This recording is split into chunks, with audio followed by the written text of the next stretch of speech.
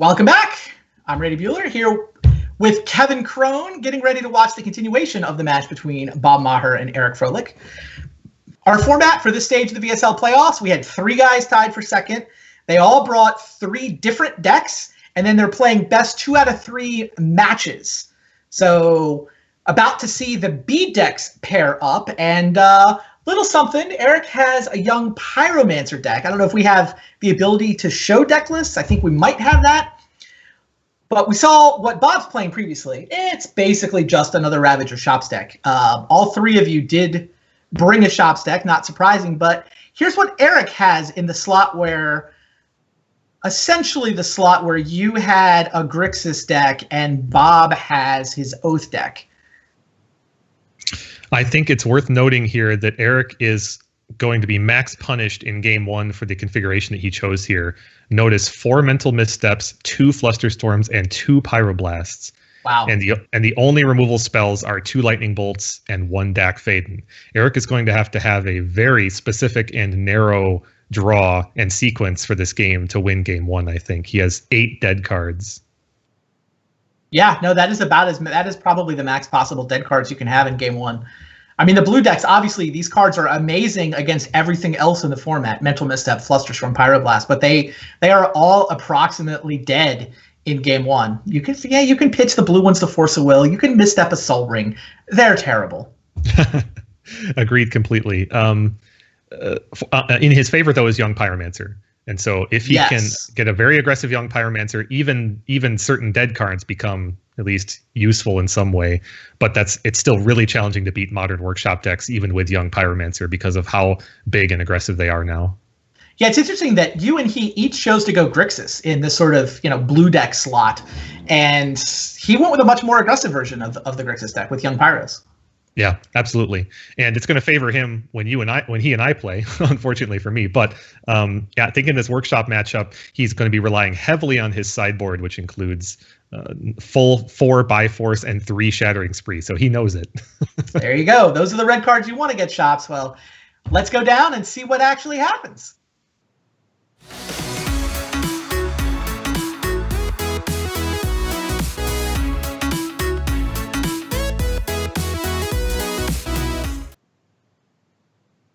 All right, here we go. Eric gets to be on the play in game 1, having lost the previous match. Hasn't really translated that into a ton of gas. Bob, meanwhile, wow, a Mana Crypt and an Academy? That's got to be good. 2 Inspectors. I guess he can't quite sequence it to get everything down on the first turn, but he can do a lot. Yeah, Eric's hand is unfortunately just agonizing. And do you mulligan? It's no surprise. I don't know, but the thing is, this is one of the challenges of a hand like a Night's Whisper on the play kind of hand, is that it stymies your ability to evaluate your mulligan, because you're basically in this hand, you're forced to cycle Night's Whisper and Lotus on turn 1 in this matchup. I mean, yeah. Which means you're looking at a 5-card hand with drawing 2 cards on your main phase. I think you keep it because of Force of Will plus good mana base, but this could be terrible. This could be double Pyroblast, or it could be business that he wants. Well, misstep in another land. Mediocre. Yeah, mediocre, I think, is the best way to put it. We all know the role of that misstep in game 1 here. So now Eric is on play lands until he can dig, and that is not a good place to be in this matchup. Ravager added to Bob's hand. It's going to lead, Factory, Crypt, Inspector. I think you can make a strong case for forcing this Inspector right here. Wow, he's going to force the Mana Crypt. Even more aggressive. I like it. It's probably still not going to be good enough in the long run, just because Bob has a handful of threats that he can deploy that Eric has not much to say about. I think it might have actually been a mistake for Bob to play the Factory first. I think Eric is less likely to force a Will Mana Crypt. That could be. I don't know. Maybe Bob wants him to force a Will the Mana Crypt, but it's an interesting... there's this very subtle sequencing difference there. I agree with you. Is Young Pyromancer off the top, you were saying? It's good. It might be the best possible thing, Sans Ancestral Recall, Time Walk kind of stuff. Fortunately for Eric, now he's looking at Dig Through Time next turn, unless something dramatic changes, which we can tell it won't. Yeah, this is just ancient even Foundry Inspector, I think. Right. Even Wasteland here doesn't disrupt his dig throw. Eric's pretty pleased about that.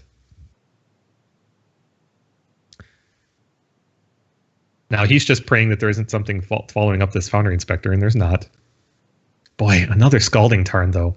Yes, you want strong mana against workshops, but he kind of really would have wanted a business spell there.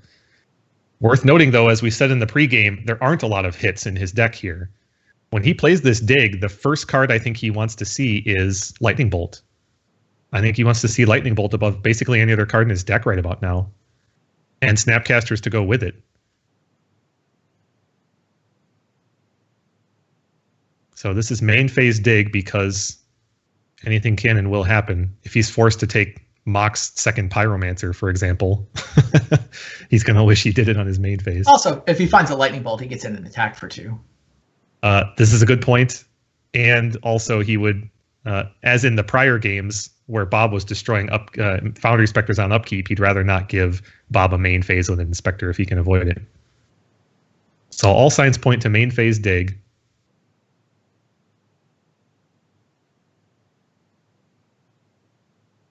Lightning Bolt plus Gush would be decent here. Probably better than average. Yeah, that sounds amazing. Yeah. What are you gonna construct that's better? I guess anything with Ancestral Recall is better, but he's already spent his Lotus this game, yeah. So,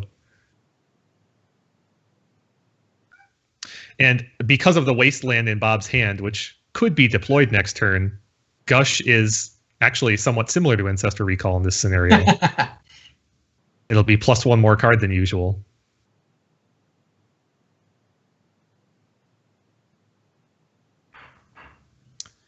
Eric's deep in the tank on this dig. That means, to me, that it was not obviously good. It was not Lightning Bolt Snapcaster good. Oh, it was great. It was pretty good. Ancestral and Merchant Scroll. I'm guessing there were some other Merchant Scroll-ish cards. Unfortunately for Eric, Merchant Scroll's not actually very good for him. It seems like it's Gush or Force of Will, and that's kind of it at this stage in this matchup in this game. Not that I'm complaining about Merchant Scrolling for Gush next turn. Yeah, I was going to say, Gush sounds fine, and it triggers Young Pyro on the way. Yeah. It's a little on the expensive side, but it's fine. Oh, wow. Okay. So, Ancestral helped. Yeah, the Flusterstorm is garbage, and he's already used his land drop for the turn, so Foundry Inspector lives for a turn, but whatever. He's going to have the Lightning Bolt for later. Unfortunately for Eric, though, he's going to be untapping next turn against an army of much larger creatures, including a Ravager, which makes Lightning Bolt far less good. I still think I like Eric's side better. Honestly, I don't.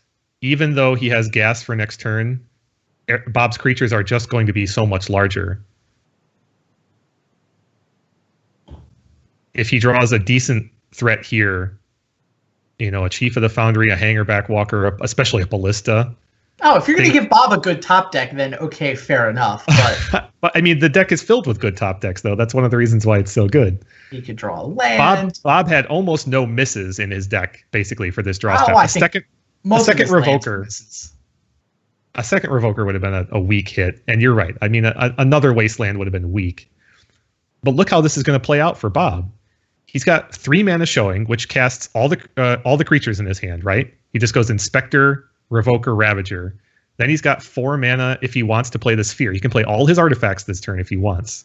Or he can play Revoker and Ravager off Ancient Tomb, and then tap Academy for 3, and just play Inspector Sphere. He's going to play all his artifacts this turn. The real question is how much does he value wasting versus getting the Revoker into play is the real question. That's kind of the tension. But these creatures aren't... Only the Ravager is truly scary. I mean, granted, the Ravager is quite scary.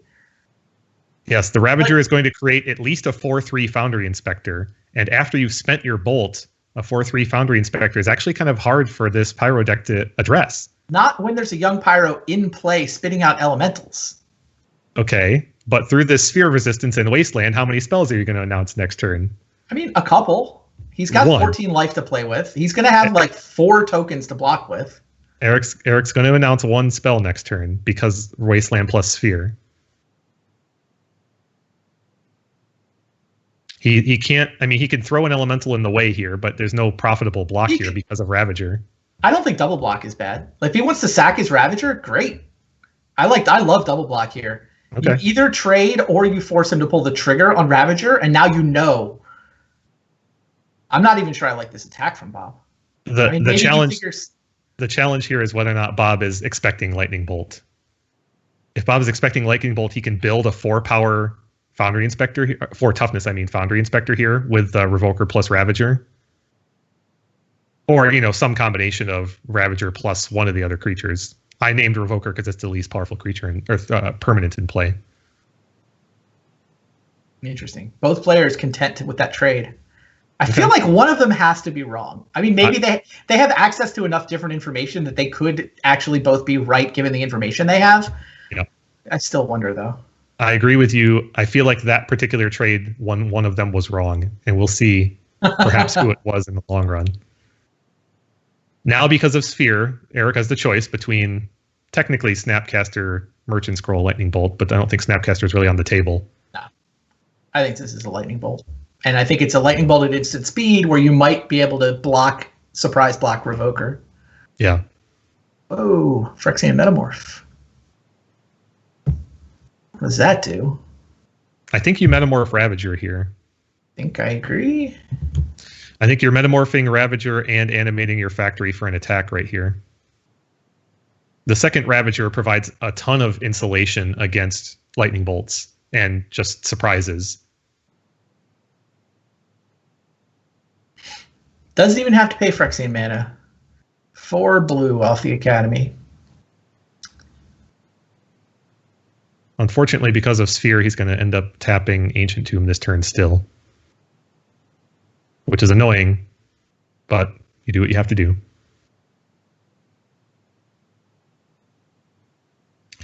Right now, Bob's probably doing the calculus on Force of Will. Is it worth it to cast this Ravager pre-combat, opening up Eric for Force of Will plus a 1-mana spell? He decides to animate Factory. Yep. The benefit of animating Factory and just going to combat here is that if nothing else happens, you've still got this play post-combat. But he decides to do it pre-combat just in case Lightning Bolt is there, and he will be rewarded for his choice. Well, Eric can respond. Which he's going to. What's your Lightning Bolt target? I feel like it's Ravager to narrow Bob's options for future, especially the Snapcaster Mage in Eric's hand. Drawing that Snapcaster wasn't perfect last turn, but the information for the future that it gave Eric is pretty strong. Yeah, I think I agree. I think if I'm Eric, I Lightning Bolt the Ravager, force Bob to pull the trigger on where he's going to put those counters, how many he's going to make, and deny Bob the ability to copy it with Metamorph. Unfortunately, if he puts those counters on Foundry Inspector, it becomes 4-3, which just really narrows Eric's options for dealing with it. And because there's a Sphere in play, Snapcaster Lightning Bolt is a 5-mana play. He'll get there. I still like Eric's side of this. You seem so supremely confident, but I do not share your confidence. I think this game favors Bob. I'm not supremely confident. I think we both think it's a 60-40 game. Yeah, well, that's fair. Keep in mind, though, that the top of Eric's deck is filled with misses. It's filled with more Flusterstorm, Pyroblast kind of stuff. The top of Bob's deck is almost all business. You're not going to convince me that the Shop's deck is the better deck at top decking. I don't think you can convince me of that. It certainly has fewer dead cards in this scenario, right? Most of the lands are dead at this point. I disagree. Wasteland, Mishra's Factory, those are good lands still on this board. I said most. Yeah. Okay. In that case, what's left? Yes, I suppose a second Ancient Tomb would be bad. Ancient Tombs. Yeah. It's worth noting that a land from Eric wouldn't be that good of a draw either, right? Given how many he's drawn this game. Normally, you want to just keep drawing lands against workshops, but there is another end of that bell curve, and Eric is approaching it. All right, so it's on Bob. I'm not sure. Oh, he's deciding his Ravager. Did the Lightning Bolt target the Ravager? I think they may already know that the Lightning Bolt targets the Ravager. We just don't see it in the game we're observing. I would expect they know that. Yeah. Bob is weighing the possibility of sacking 3 other artifacts to keep that Ravager around. I don't think he would conclude that was correct, but it's certainly available to him. If you sacrifice Revoker, Sphere, and Factory to make a 4/4 Ravager, where does that put you in terms of the landscape of the game? With a 3/2 Inspector and a 4/4 Ravager, which you couldn't attack with this turn because it has the 3 damage marked on it still. You could swing in with Foundry Inspector, which would probably just go unblocked at this point. There's no way Eric would trade it for his whole team. I would anticipate this Lightning Bolt simply resolving. And do you put these counters on Foundry Inspector? I feel like that's the best outcome.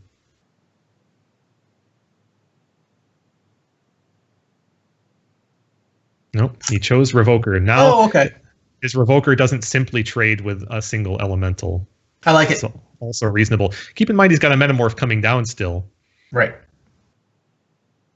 So now he's going to have 4... Nope. Huh. It picks another Sphere. This is really interesting. Granted, he has Tolarian Academy in play, and now none of his creatures trade with a single elemental.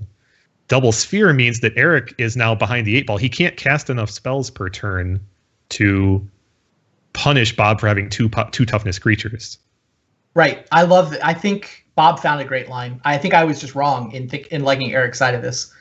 I didn't think of Metamorph copying the Sphere. Now that Young Pyro is problematic. Now, the result of that was very interesting. Eric had no good blocks that turn with his single elemental. He's forced to just take a ton of damage to set up a double block, hopefully, from his perspective, next turn. Wow, and he kept drawing land. Like, he can cast, what is he going to do? 4 mana Merchant Scroll, 4 mana Snapcaster to block? I think you have to Snapcaster, yes. I mean, that trades with one of those creatures. Yeah, what about the other 2? Exactly. Merchant Scroll at least gets you a second token. I think you're forced to... Okay, so he's going for the Merchant Scroll plan. I think Merchant Scroll's banking better on the long game here, right? Well, he's reasoning that he's going to be double blocking next turn no matter what. So he'd rather it be on the elemental. His choice is to play a 2/1 or a 1/1. Yeah. But the 1/1 also gives him a really good card in his hand. Like, I'm going to guess Gush. It is Gush. Yeah. Gush I think this like line's right. Option. Man, that second Sphere was insane. Really nice sequencing from Bob last turn. So both players bricked on their last draw step, which means the status quo favors Bob. Bob's going to announce this Soul Ring just because it does add significant value for future top decks. But so when swinging in with these 3 creatures, how do you proceed as Eric? Do you chump and take 2 from a factory? No, I think I double block. I double block and block with Young Pyro. Okay, you're putting 2 elementals in front of Foundry Inspector and blocking Young Pyromancer on Revoker. Yep. And then you're facing a factory that's going to get ambush vipered by a Snapcaster next turn. I mean, he's at 5. I don't think he can keep Young Pyromancer alive any longer. Yeah, I think he has to double block, take 2, and then hope Bob doesn't draw threats while he gets out from under these spheres. Like, Eric still, if he gets the time to deploy his hand, he's still kind of sort of ahead. That's right. If Bob bricks, Eric could survive this. As it stands, it's just land go for Eric. He can't do anything else. Yeah, Snapcaster, can he gush into the Snapcaster or no? He cannot. No, that line still has 6 mana. Yeah, he's 1 mana short. So Eric is on Bob bricking for, I think, 2 turns in a row, honestly. And maybe even longer. That looks like a brick, but it's actually not. That favors Bob in the long run because of the presence of Academy. I mean, I think all of his creatures were better draws. Well, I will grant you that. But this still counts as a hit in my book. Because Eric's plan for the long game here, 14 versus 3, involves resolving multiple spells still. That's the only way his deck really can. Yeah, here's Mishra's Factory. So now Bob is expecting either a Lightning Bolt or a Snapcaster here. Yeah, he probably does not expect this to survive. He knows Eric's got 5 cards in his hand. Right. But whatever. I mean, force him to show you the relevant card. Precisely. Here is the Snapcaster. 3 spheres preventing the flashback from having any value, but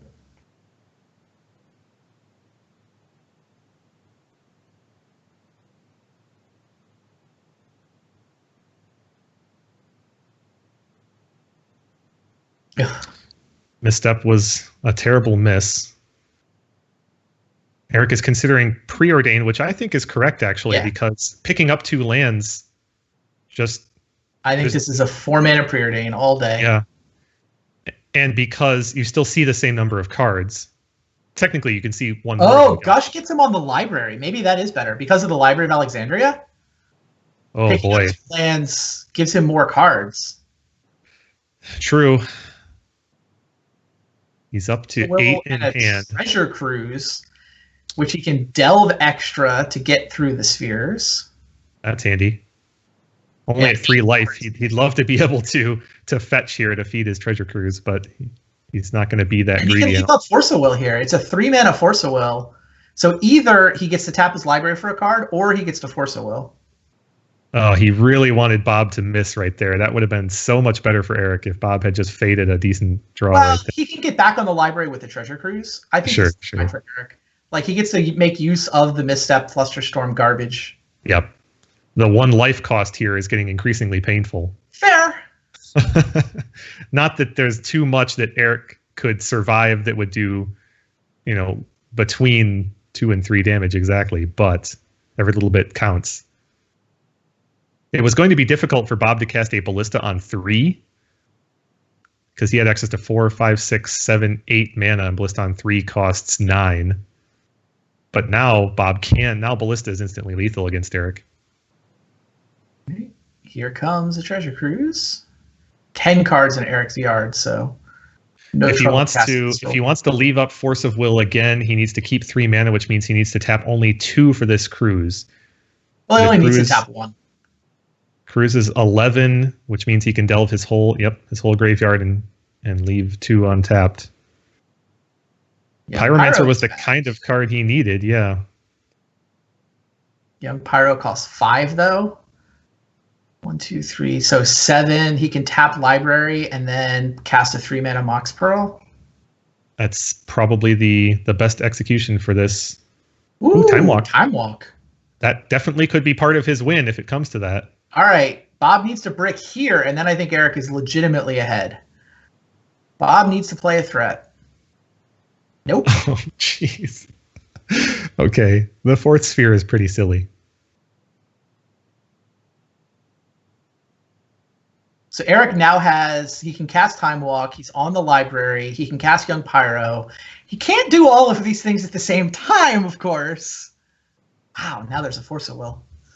So he's got 7 mana if he cracks Scalding Tarn. I assume he's still got land in his library. Do you activate this Yawgmoth's bargain right here, Randy? Which is pay a life to fetch so that you can draw with library and still cast Pyromancer? It turns off the Force of Will in your hand. This is actually pretty agonizing. It is.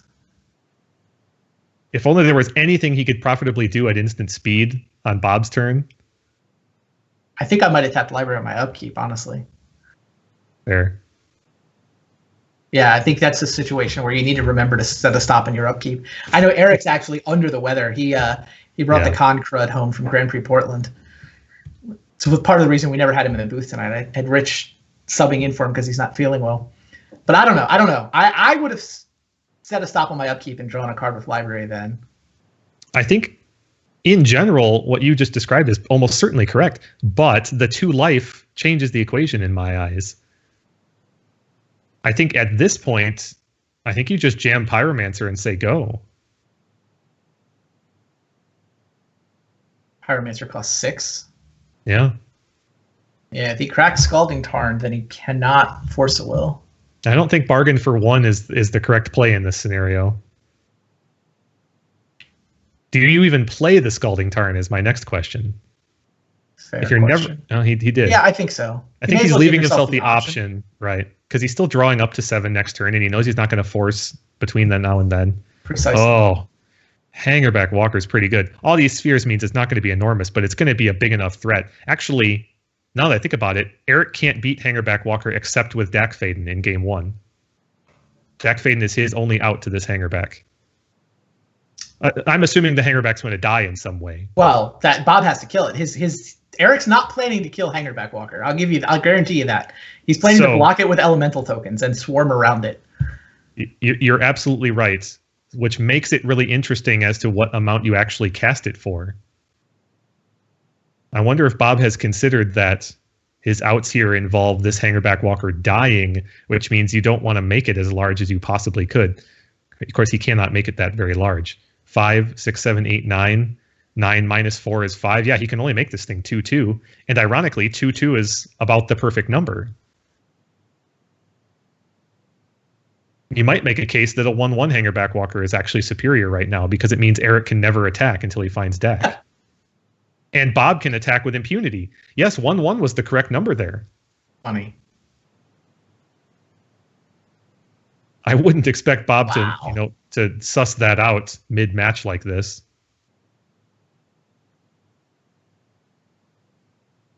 Another young Pyro. I think it's another good part of the long-term plan. I like 2-2 on the Hangerback, by the way. Eric is on 2 life, not 1. So getting 2 flyers out of it when it dies, I think, is, in fact, quite relevant. Except the problem is it might never die, legitimately.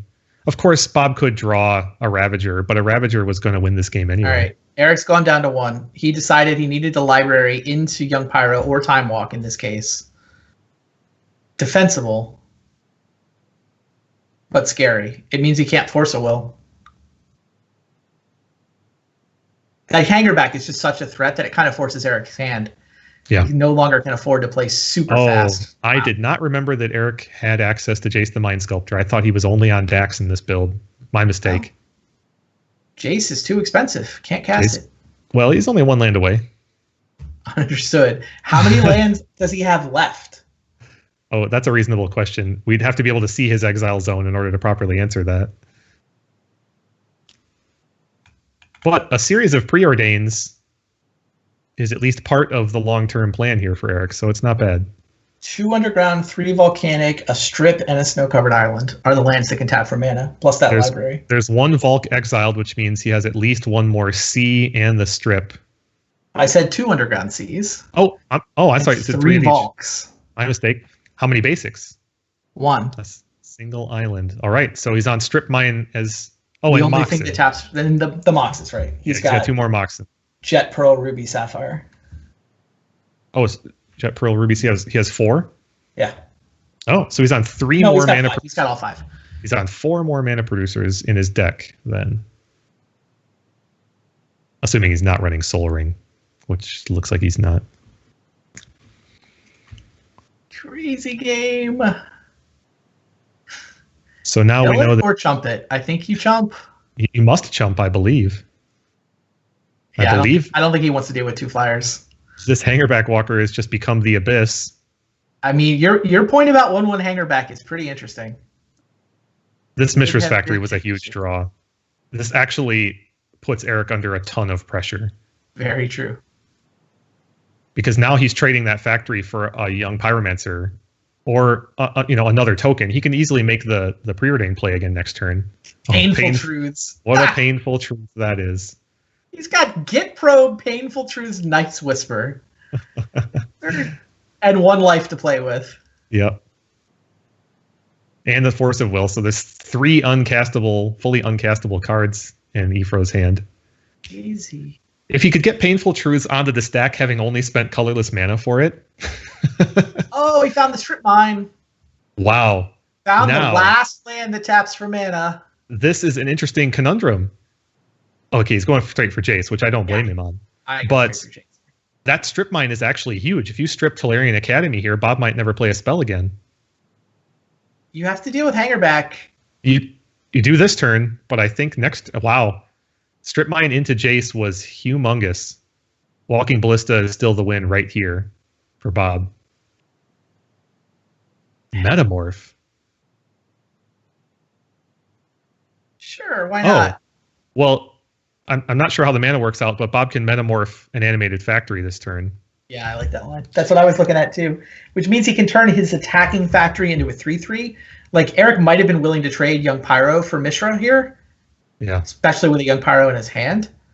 I don't know. Eric might have also just be planning to chump it once and strip mine. So you have to tap a Tolarian Academy to announce either one of these spells because they're both +4. And the cheapest of them is a 2-mana Hangerback Walker. So you're tapping Academy first no matter what. Academy at face value produces 5 plus 6, 7, 8, 9, 10. Full value that Bob can make is 10 mana this turn. But he wants to keep 2 of that back to animate factory and attack. So if you animate factory first, that saves you a mana because it produces an extra 1 for Academy. So he's looking at 9 mana. Hangerback on 1 costs 6, leaving him 3. You can't cast a Metamorph for only 3 in this situation. So he has to choose basically from between one spell or the other. What an amazing game of Magic. You should flicker your camera, Kevin, by the way. We're not getting your picture through. Sorry about that. No worries. I think if you turn it off and back on again, it'll come back. Plus, we get to look at the cat again, which I know the chat loves. That is my cat, Elliot. There, welcome back. Elliot is the cat's name? Elliot. Good to know. This is a pretty agonizing decision for Bob. I don't envy his position. He also has to value the relative merits of tapping Ancient Tomb. Right. Given that this game is still something of a race, even though over the course of multiple turns.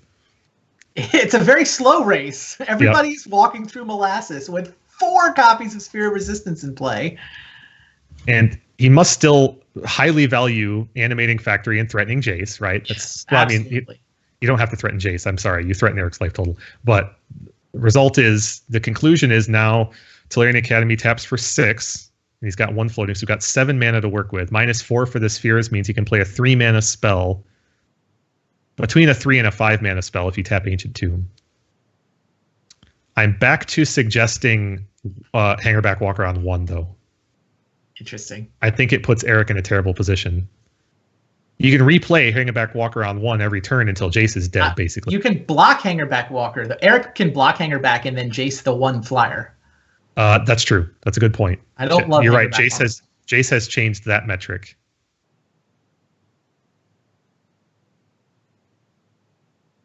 Wow, I don't know. But if Bob plays a threat every turn, and Eric makes an elemental and uses Jace to bounce every turn, that Jace favors does Bob. die. Because Jace does die. dies in 3 turns, and that's not a fast enough clock for Ephro to win the game. So Bob is certainly doing that calculus as well. I need to just cast a threatening creature every turn, and Jace's whole role in the game becomes unsummon until it's dead. And because of 4 spheres, that means even the cheapest spells, like Preordains, he would need 10 mana to play 2 of them in a turn. He just reached 8 last turn.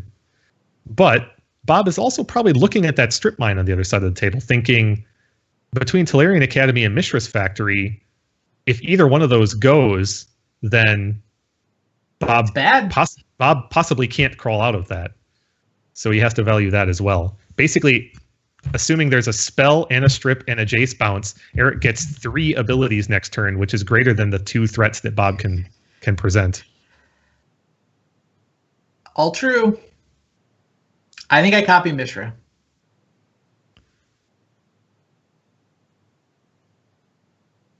What do you do? Copy Mishra gives you a mana source post strip as well. And an attacker. It's an attacker and a mana source. I think it pushes Eric to stripping a factory, which is where you want to be if you're Bob and you get to choose of the 2, right? Precisely. Yeah. You want to defend your academy by copying the Mishra, I think. I think that's a good point. This whole thing gets undone if Eric simply finds his other lightning bolt. Sure. The lightning bolt that also makes an elemental would just be an enormous swing in the nature of this game. And Eric knows it too, and he's doing his best to get there.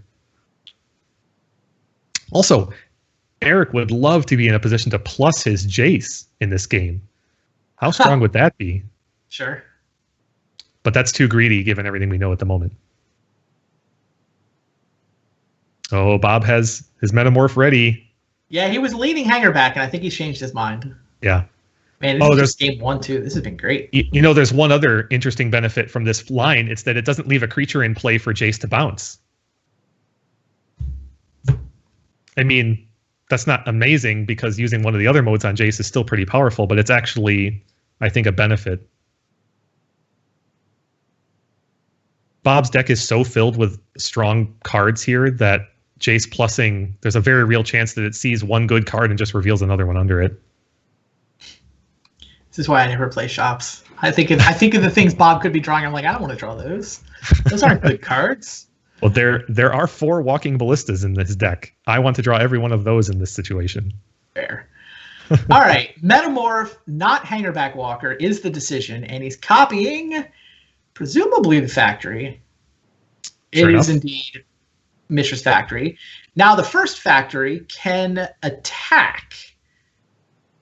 The first factory, comes in. Factory does not have summoning sickness because it's not a creature. I assume? You can tap the factory for land, and you can tap it to pump a assembly worker, which means but you could not animate it or an attack this turn. I think, Eric is going to put the Young Pyro in front of it. Doesn't tap factory beat this? So he's going to double block. Oh, okay. He double blocks. Eric is willing to trade Young Pyro and the token for this factory, figuring he can then strip the other one. And he knows Bob's last card is Hangerback Walker because he bounced it there with Jace. Yeah, I figured Eric was going to block this Mishra with Young Pyro. I mean, try to kill it. So this puts Eric on the maybe either Brainstorm or plus with Jace, probably plus Jace, and then play Pyromancer next turn, right? Yep. And strip. He can Young Pyro and strip, right? Yeah. Also preordained. So I would expect to see him plus Jace targeting Bob to try to stem the tide of threats. Oh, can he draw a library card too? He has 5. He has 8 mana, so he can play a 6 mana Young Pyro, strip a Mishra, and still draw a library card. Absolutely pluses on Bob. Is Eric Froehlich going to win this game? He's in a strong spot. It kind of has everything to do with what Jace just saw, and we don't know. It's true. If that was on the top, it's really bad news for Bob Maher. If Jace just saw Mishra's Workshop, for example, then I think the tide has tilted into Eric's favor. He's not going to strip exactly as I said. He's not going to strip because he wants to put Bob into a situation of having to commit mana and time and energy into attacking with Factory. It is Mishra's Workshop that Bob drew. I don't know if Eric saw it or pushed and then it came up, but that and Ancient Tomb are the cards that Eric wants to see on top every turn now. I think if you're Bob, you have to still attack with Factory here. I agree. And you're still casting Hangerback Walker. The Force Spheres haven't gone anywhere, so for a number of reasons, Eric is not force of willing anything here. He's almost to 9. Come on. Right.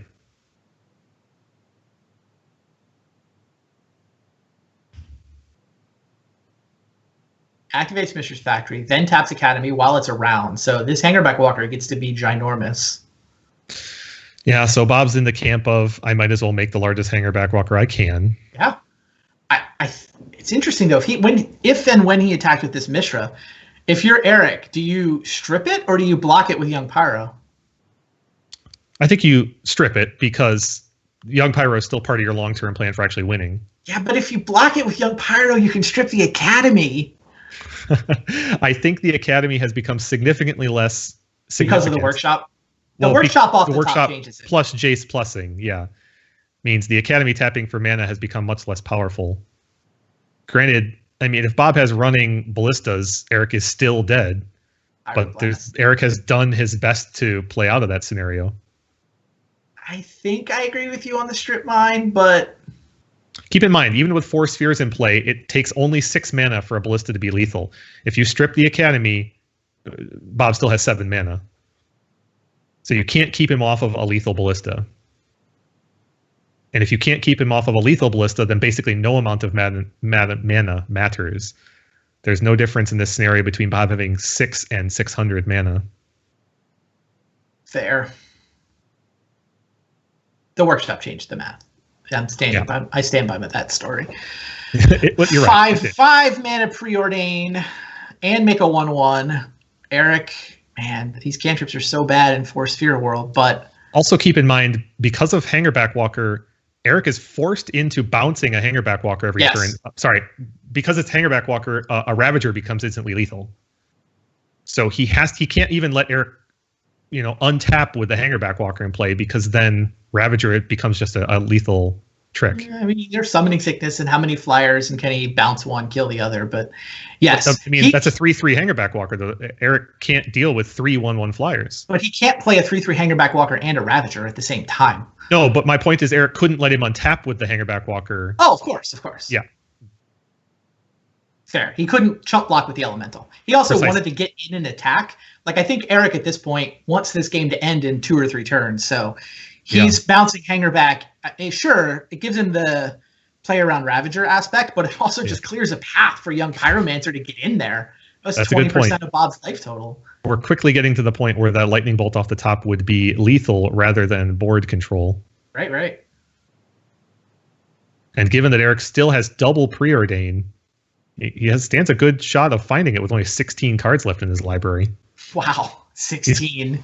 He's going to see half his library over the course of the next 2 turns. 16! He's also drawing 2 cards a turn with the Library of Alexandria, of course. Right. More than half his library over the course of the next 2 turns. 16. Unless Lightning Bolt is the bottom card, I think Eric has become favored. He's just gone through all of them, too. It's not like he ever got milled. Right. He's literally, it's not what's even a DAC involved. Right. There's still a DAC Faden in his library. It's pretty good. Seems like a good answer to Hangerback. I was going to say, actually, DAC would be incredibly backbreaking, of course. What an insane game. Bob's back on. Make the largest Hangerback I can, I think. It's still just 3/3, right? 1, 2, 3, 4, 5, 6, 7, 8, 9, 10, minus 4. Yeah. Still just 3. I mean, he could have made it 4, but he's not willing to tap Ancient Tomb. Oh, right. There you go. Absolutely correct on his part. Eric gets to draw a card of the library. It is a Ponder. A 5-mana Ponder. No problem. Now, I think this is Jace to bounce Hangerback, attack for 3, put you at 5. Yep. It's not and play Preordain. Right. It's not like he could play the DAC if he found it, so may as well just bounce attack.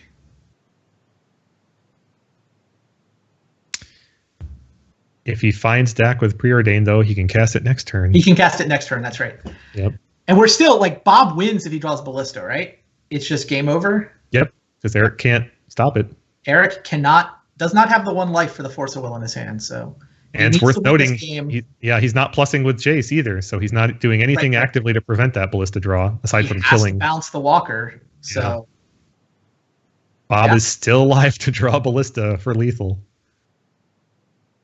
Eric now has a Mox Ruby in his hand that he can't really afford to cast. Is Ravager lethal also? Because he has 1, 2, 3, 4, 5, 6, 7, 8, 9, 10, 8, 9, 10, 11, 12 mana. Hangerback and Ravager together. I mean, the tokens still have summoning sickness, so it's certainly not lethal on the spot. But Eric, the only way Eric could get around it would be Lightning Bolt. And bounce with Jace. If they're both in play, you sack the Hangerback in response to the bounce, get the token, and it swings over for the next turn. So Jace doesn't beat if he... Oh, Mishra's Factory is a Mishra's Factory. I don't know that that's good enough, though. It helps. It makes a difference. Because now, if things keep going the way the script has been going, then Bob... has a blocker. Bob has a blocker for the attack that's coming in next turn, yeah. Not just a blocker that's then lethal on the swing back, right?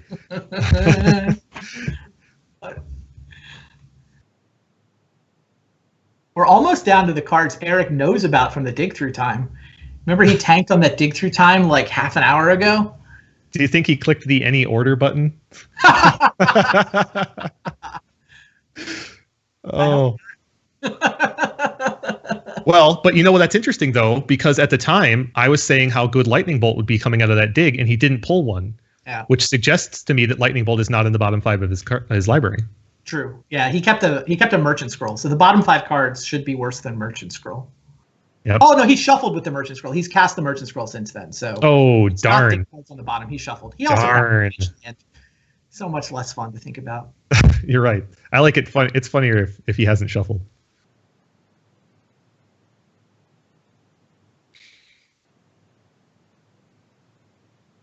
Bob's agonizing over whether it makes a difference if he changes his plan here.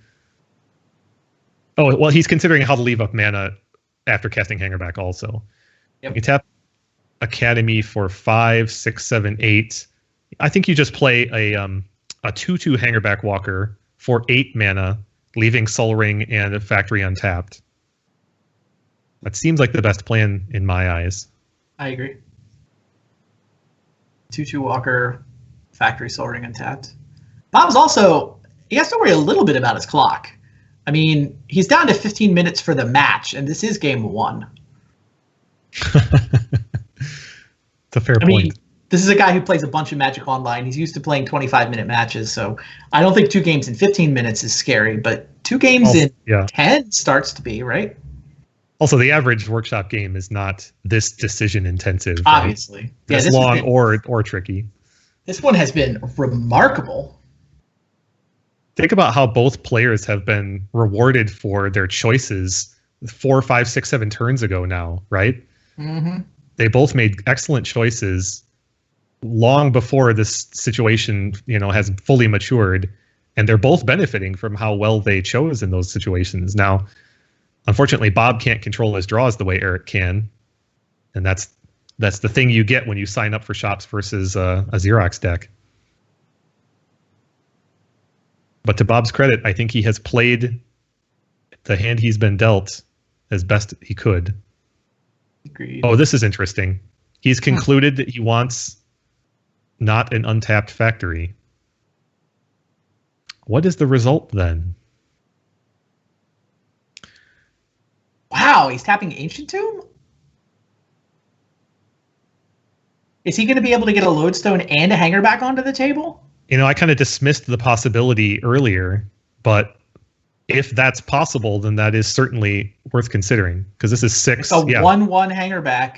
Yep. And a Lodestone Golem. Yep. Fascinating. Unfortunately, it puts him on 3. Yep. I mean, it doesn't. The fact that Eric could win this game with Lightning Bolt is kind of a tautology at this point, but it also means that Dak Faden. Yep. That Dak Faden. That is the game. The game. Dak Faden steals a creature. Jace bounces a creature, and we're done, right? Oh, yep, he does. But he has to bounce the Lodestone.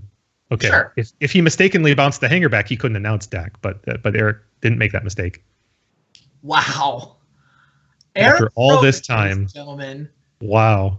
Only took him 49 cards. What an epic game. Unbelievable. What an epic game. Hats off to you two. That was a hell of a game of Magic. And now Ephro's deck gets 8 cards better. It's true. It's true. Eric showed up with 2 main deck Pyros, in addition to 2 main deck Flusters, in addition to all 4 mental missteps, and he got away with it. Took game 1 anyway, and here comes, look at that, the full play set of By Force. X and a red, destroy X target artifacts. That is loaded for bear. And a Shattering Spree? 3 Shattering Sprees. 3? Yes. Yes, he has piled up for Shops post sideboard. I'm going to be interested to see how Bob sideboards here. I didn't realize he had Witchbane Orb main, although I should have, now that I think about it, having seen it in our match. But he has 3 Wormcoil Engines, and I mean, at face value, Wormcoil Engine matches up pretty well against Lightning Bolt. So I'll be interested to see, and he has access to the usual dismembers, exactly how Bob sideboards here. I don't think that Phyrexian Metamorph is very good in this matchup because your opponent's not giving you basically anything you ever want to copy. You need to dismember a young Pyro? You absolutely can, but you can make a case for I'd rather just have a Wormcoil Engine to play into the face of your young Pyro. Obviously, you don't only have to make that binary choice, but it's part of the calculus for how you sideboard here. Oh, wow. I didn't notice this, but chat did. Bob apparently checked the top card of his library and it was Walking Ballista. That was the last turn. Incredible. Which actually, does that mean if Bob hadn't played 2 creatures, he would have gotten to that draw step, huh? If he doesn't tap Ancient Tomb, Eric can only attack him for 4. Yes. His line loses to only Dak Faden or Lightning Bolt, though. So. Yeah, no, it made sense. Yeah. It's just painful.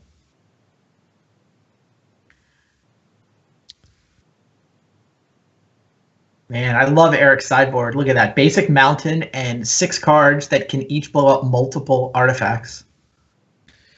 Yeah, the real key here is all Eric wants is a nice mix of land and spells, because he has so many 2-for-1s or better than 2-for-1s out of the board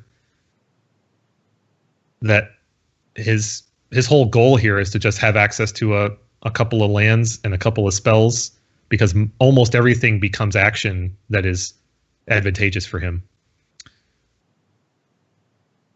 Even preordains, as long as you've got a mixture of lands to cast them. All right, here we go. Game 2. Efro up a game. He's got a Shattering Spree. He's only got 1 land, though. He's got a Brainstorm. He's got a Force of Will. What do you think about that draw, on the draw? It's agonizing. It's totally agonizing. He has Cruise, which is almost a mulligan. It pitches to Force, but he also has Gush. So this looks like it's already a 6-card hand, and by Force plus 1 land is not a combination. This doesn't meet the criteria that I described, but it does have Brainstorm. So it's high risk, high reward, I think. I should take that back. It's high risk, medium reward. Because Brainstorm into another land is not even that hot in the grand scheme of this matchup here. Well, there are all kinds of draws that Bob could have that really, really punish this. Bob's draw is a little bit of a sketcher. It's medium. You keep it. Yeah. But it's not super explosive. He's only able to make 1 threat on the first turn, and Eric did keep Force of Will. It's obviously part of the reason to keep the hand Eric kept. Right. He gets immediately punished by drawing Library of Alexandria off the top of his deck now that he's down to 5 cards. Right. Yeah, he'd love to be able to take that Force back at this point, but it's debatable. I mean, Bob showed Wasteland up front, so it wasn't necessarily... Now Bob has second Wasteland into Trinisphere. Eric is going to have... I think you have to go Basic Island here, even though there's a pair of red removal spells in your hand. Well, you're not forced to fetch it or anything right here. You're thinking about Basic Island. Brainstorm, you are. Yeah. Well, the fact that Efro has Library in his hand puts him into an interesting conundrum, because unless this Brainstorm is very unusually variant, he's going to play a wastable land next turn.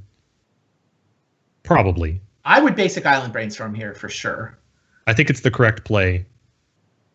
But unfortunately, he needed to draw a fetch land or the actual mountain to not get severely punished.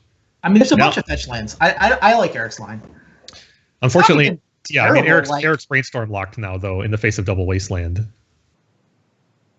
So now I think the whole thing about this game hinges on Bob's top decks over the next 2 turns.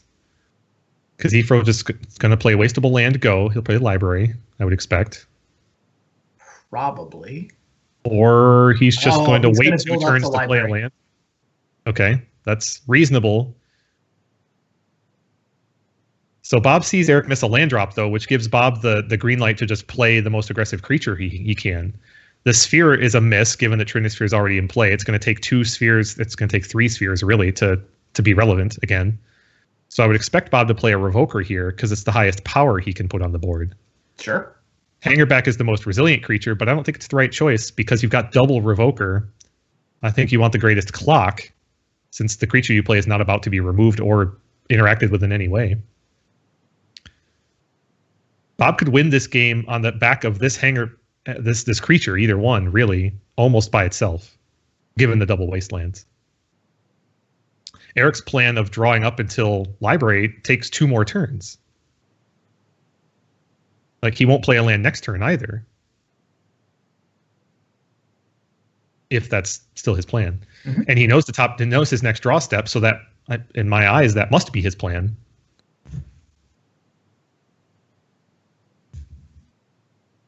There's no way, I mean, I don't say no way, Bob is a Hall of Fame player. It's very unlikely, I think, that Bob has sussed out that Eric is sandbagging Library specifically for 2 turns to draw 1 card.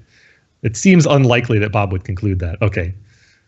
And Eric has now realized. Well, Bob missed a land drop. So yeah. The fact that Bob missed a land drop means using his Wasteland would take Bob off of spells. Okay. So it turns out Bob top decked a land, so he gets to Wasteland and then also cast a spell. That was, I think Eric correctly sequenced that, but Bob drew the land. Exactly.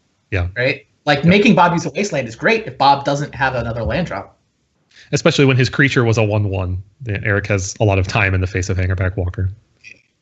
Now things are far, far worse. Eric is going to draw a non-land next turn. He's going to have to play Underground Sea. I think he's through the brainstorm cards. I think it's a random card now.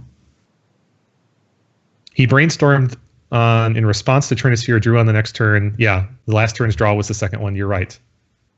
So he's drawing to mystery cards now. You should flicker your camera again. Got it. but it looks like Bob is agonizing over his... Yeah, okay, Black Lotus, there you go. Obviously, he had his choice of potentially Moxen and Dak Faden and Jace, but I do think Dak was the most likely card to come out first, but Black Lotus would have been the most impactful. Oh, Lodestone Golem. Wow. Not Eric... Yeah.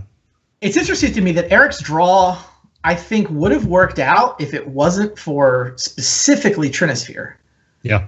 Like, he could be paying 1 extra for Ancestral Recall. He could be paying 1 extra for Mox Pearl. He could be getting off a Bifrost and a Shattering Spree. But the fact that it was exactly the 1 Trinisphere has really punished him here. Yep. I think we're seeing an example of why Trinisphere was restricted, because it's just, no matter how you construct your deck, basically, there are many scenarios where you simply cannot play around it. Yeah, and Bob's just going to play 2 1s. Makes sense. Eric needs to draw land. It's a 3-turn clock, and Eric can't do anything next turn. We're dead. Or the I turn think we're after. done, right? Yeah. I think I would expect Eric to scoop here pretty soon.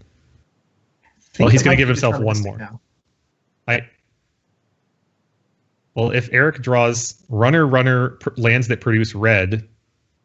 Okay. Then he can get off a Bifrost for 2. While at 2. But now we're done. Now it's a 1-turn clock. Yeah, now the inspector does it. Yeah. All right. TGO wins that one. So Bob Maher evens this match at 1 game apiece. We get a game 3.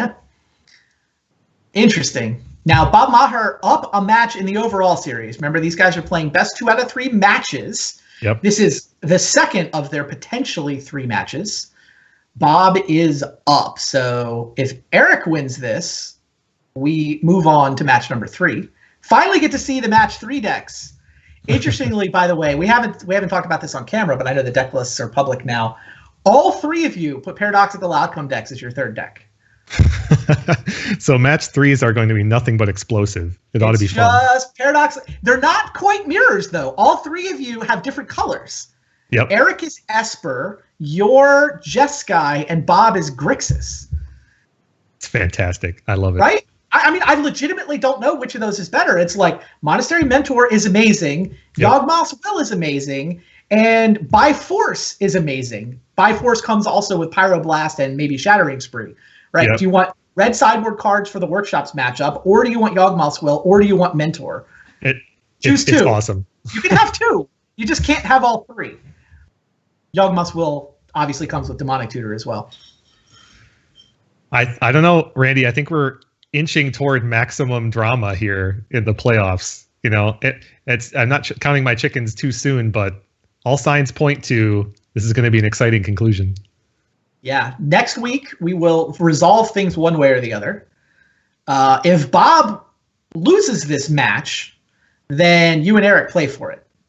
If Bob wins this match, then Eric can force more Magic by beating you and setting it up where everybody is 1-1. Yep. Given how many ridiculous playoff games Eric Froehlich has played in Vintage Super League over the years, I'm convinced he's going to do whatever it takes to force us into the tiebreaker additional round robin in the second half of next week's show. I'm operating under the assumption that Eric Froehlich is favored to win this event until he's mathematically eliminated. That's fair. So Eric is on a tricky line here. He kept almost mono black spells. Fortunately, he's got an Underground Sea, but he's got the kind of dreaded Library Go play against Shops. That is such a challenging gambit, and it gets punished by a number of things. Bob did not have the kind of hand that punishes it. No, not really. Bob just has I'm going to make a fairly sizable threat on turn one. This makes a 3/3 Hangerback Walker if he wants to take that path, which, no, he's going to go Steel Overseer plus 2/2 Hangerback Walker, it looks like. It's like having a 3/3 Hangerback Walker next turn. Yeah, exactly. I don't blame him at all. I think this works out mathematically in the long run to be even faster, because it also means a 3/3 Factory next turn. So yeah, this is overall a faster clock. It's interesting how Eric's got the Biforce, but it's not the best against Hangerback Walker. No, it really isn't.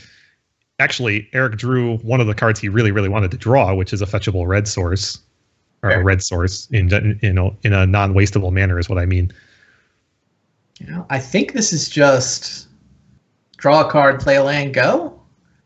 I mean, he's not happy to see Hangerback Steel Overseer on the other side of the table, but I don't know that he can do better. Yeah. Yeah, so he had the option of just playing Sorcery Speed Shatter right there. Or Sorcery Speed Demonic Tutor. Right. And Force of Will was kind of not a great draw, especially since Bob's going to be down to playing off the top after this turn. Yeah. Well, okay, loosely so. Eric doesn't know that, but we know that. All right. So Bob is animating his Fresh Factory, making a 3/3 Hangerback. He'll get in for 3, and now he has a pretty sizable force. Yeah, if that was a shatterable creature instead of a Hangerback Walker, I'd like Eric's spot. But yeah, the fact that Hangerback explodes into so many parts seems very relevant. We are witnessing now part of the weakness of Eric's sideboard plan, in that it is all sorcery speed. None of his sideboard cards say anything about Mishra's Factory. True. He's got, two lightning bolts and a strip mine, plus blocking. Granted, he has Demonic Tutor, so he has ready access to one of those things. All right. Eric cracked the fetch, didn't particularly want to draw another land, but did anyway. Fortunately, he can get another red source if he wants it in the long run, because Shattering Spree demands max red in the long run. Interesting. Does he go basic island? He knows Bob doesn't have a wasteland, or the library would have gotten wasted by now. So yeah, he goes Underground Sea, and now this way he can library for a card and then Demonic Tutor. He can Time Walk. Oh wow, that's a horse of a different color. Draw. That changes everything. Absolutely, I don't know what you DT for there if you don't draw a Time Walk. Me neither. But Time Walk was incredible. We'll never know. Eric's just going to draw another extra card and get another land drop down. Now, since all the spells cost their regular retail price, MSRP this game, now he can preordain for a decent value. I think you DT for Dak Faden. That's I think fair. you want to Dak Faden, steal the Hangerback Walker, and then you can buy force the other stuff. Do you... DT, main phase DT, and then passing the turn kind of telegraphs Dak Faden, though, to your workshop playing opponent. I'm not saying that's bad. I'm just wondering if there's a way he can set up a scenario where it's DT into Dak Faden on the same turn in 1 or 2 turns from now. If he stops tapping library for cards, he could do that next turn. Yeah. Assuming you make the mana work, which he probably can. Now again, he's got to decide whether to play a basic or a fetch. Bob has only had 2 turns, right? Interesting. Wait. He goes basic that's, island. I can't recall why Bob only has 2 mana, even though Eric's on his... Oh, because of Time Walk. Yes, right. Bob has only had 2 turns. Okay, so he's going to play the buy force here. As a main phase shatter just on Steel Overseer. You don't shatter the Hangerback Walker. Because you actually want it to sit and play because of Dak.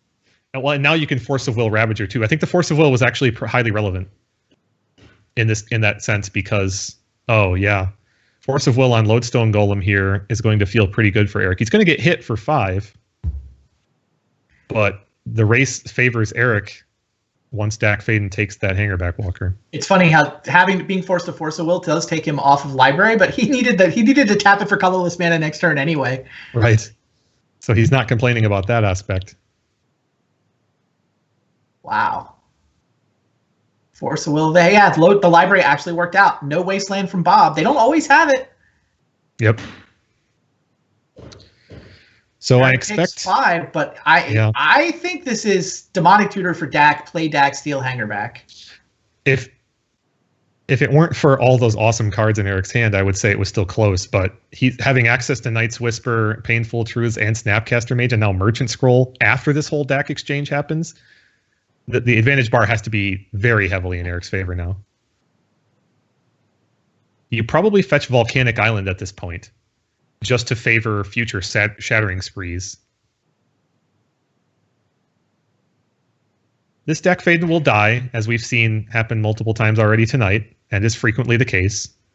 Ooh, he's going Snapcaster? Snapcaster for the Time Walk?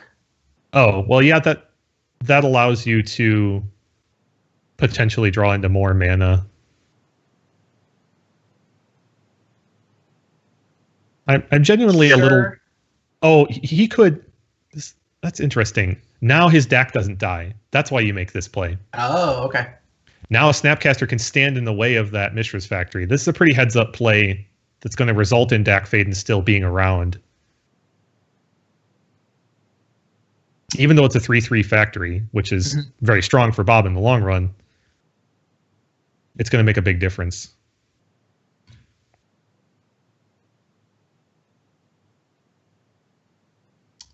Great solution to Hangerback, Walker.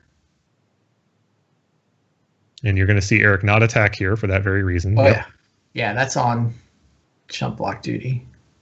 Foundry Inspector was not where Bob wanted to be at this point. He would love to have pulled a nice, juicy Walking Ballista off the top.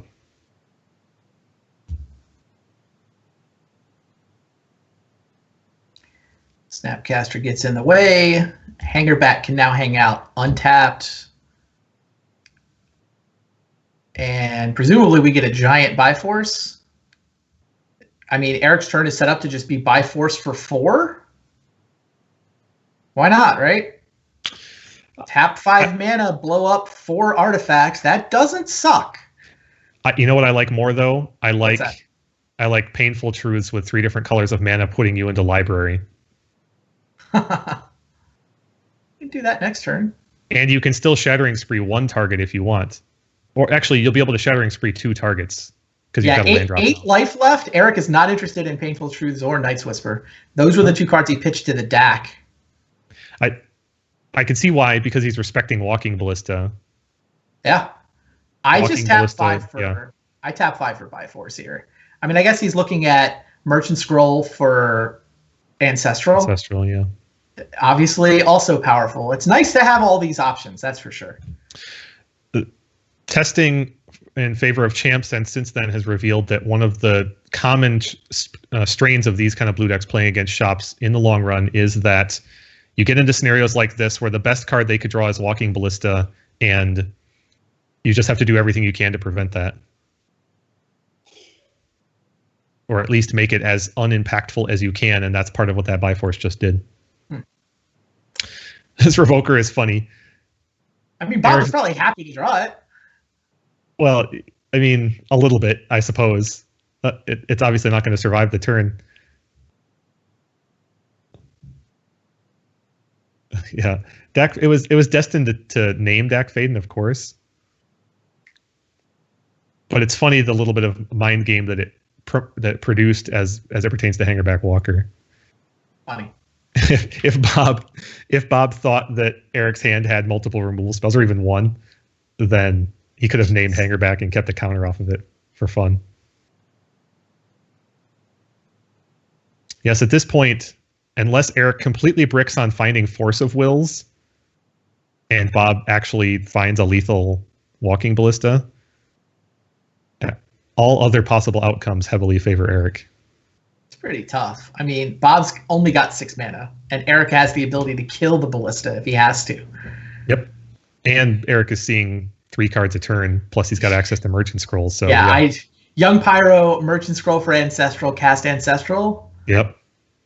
I guess you're going to kill Dak, but you can do all of the above. Yep. No problem.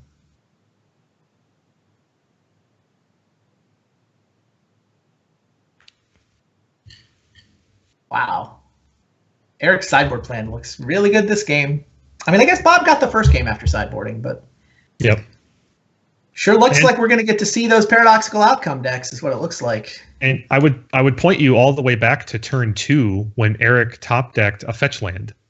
If Eric doesn't draw a red source that turn, then the lines that he has to take to get to this point are significantly different. He got Gush, not Ancestral. Does that put him into library range?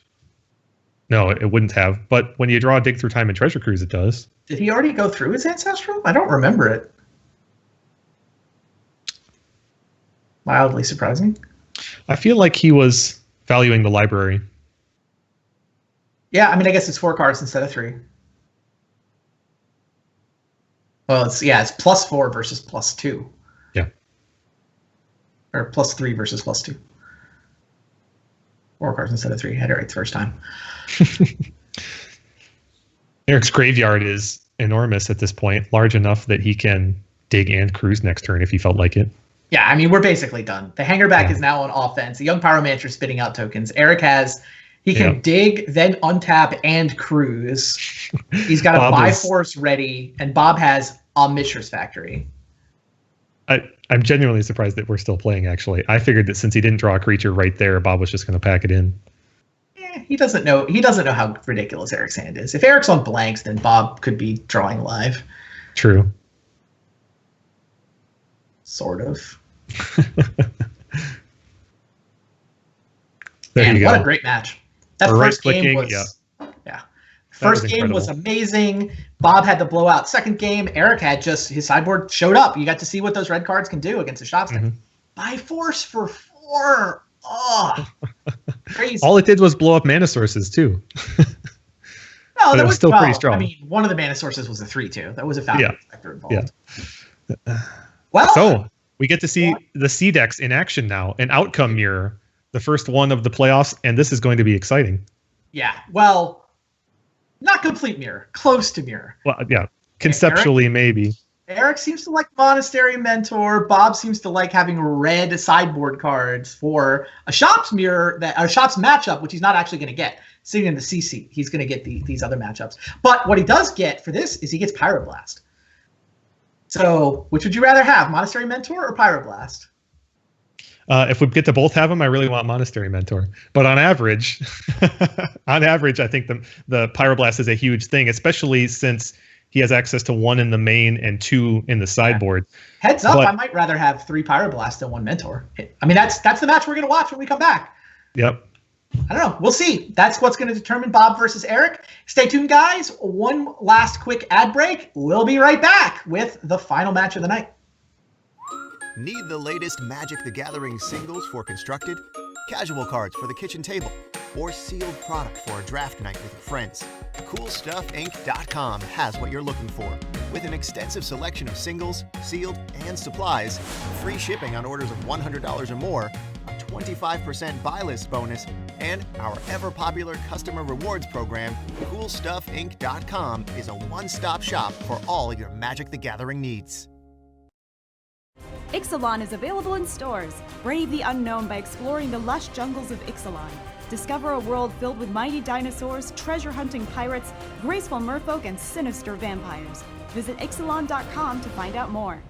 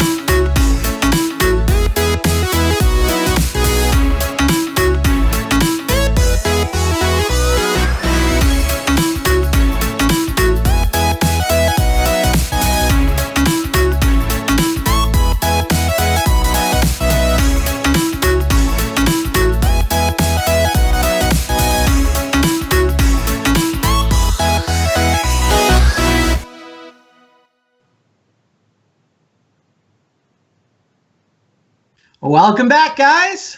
Randy Buehler, Kevin Cron. Kevin is waiting for next week. He's already won his first playoff match. He'll be taking on Eric Froehlich on next week's show as we finish this playoff round robin. First, though, we got to figure out what precisely they are playing for. Eric Froehlich and Bob Maher brought 3 decks each. They've split the first 2 matches, so we are ready for the third match. It will be the decider, and both players have paradoxical outcome decks sitting in the CC. You have a paradoxical outcome deck as well. Now, why did you choose Jeskai as opposed to Esper or Grixis for your PO deck?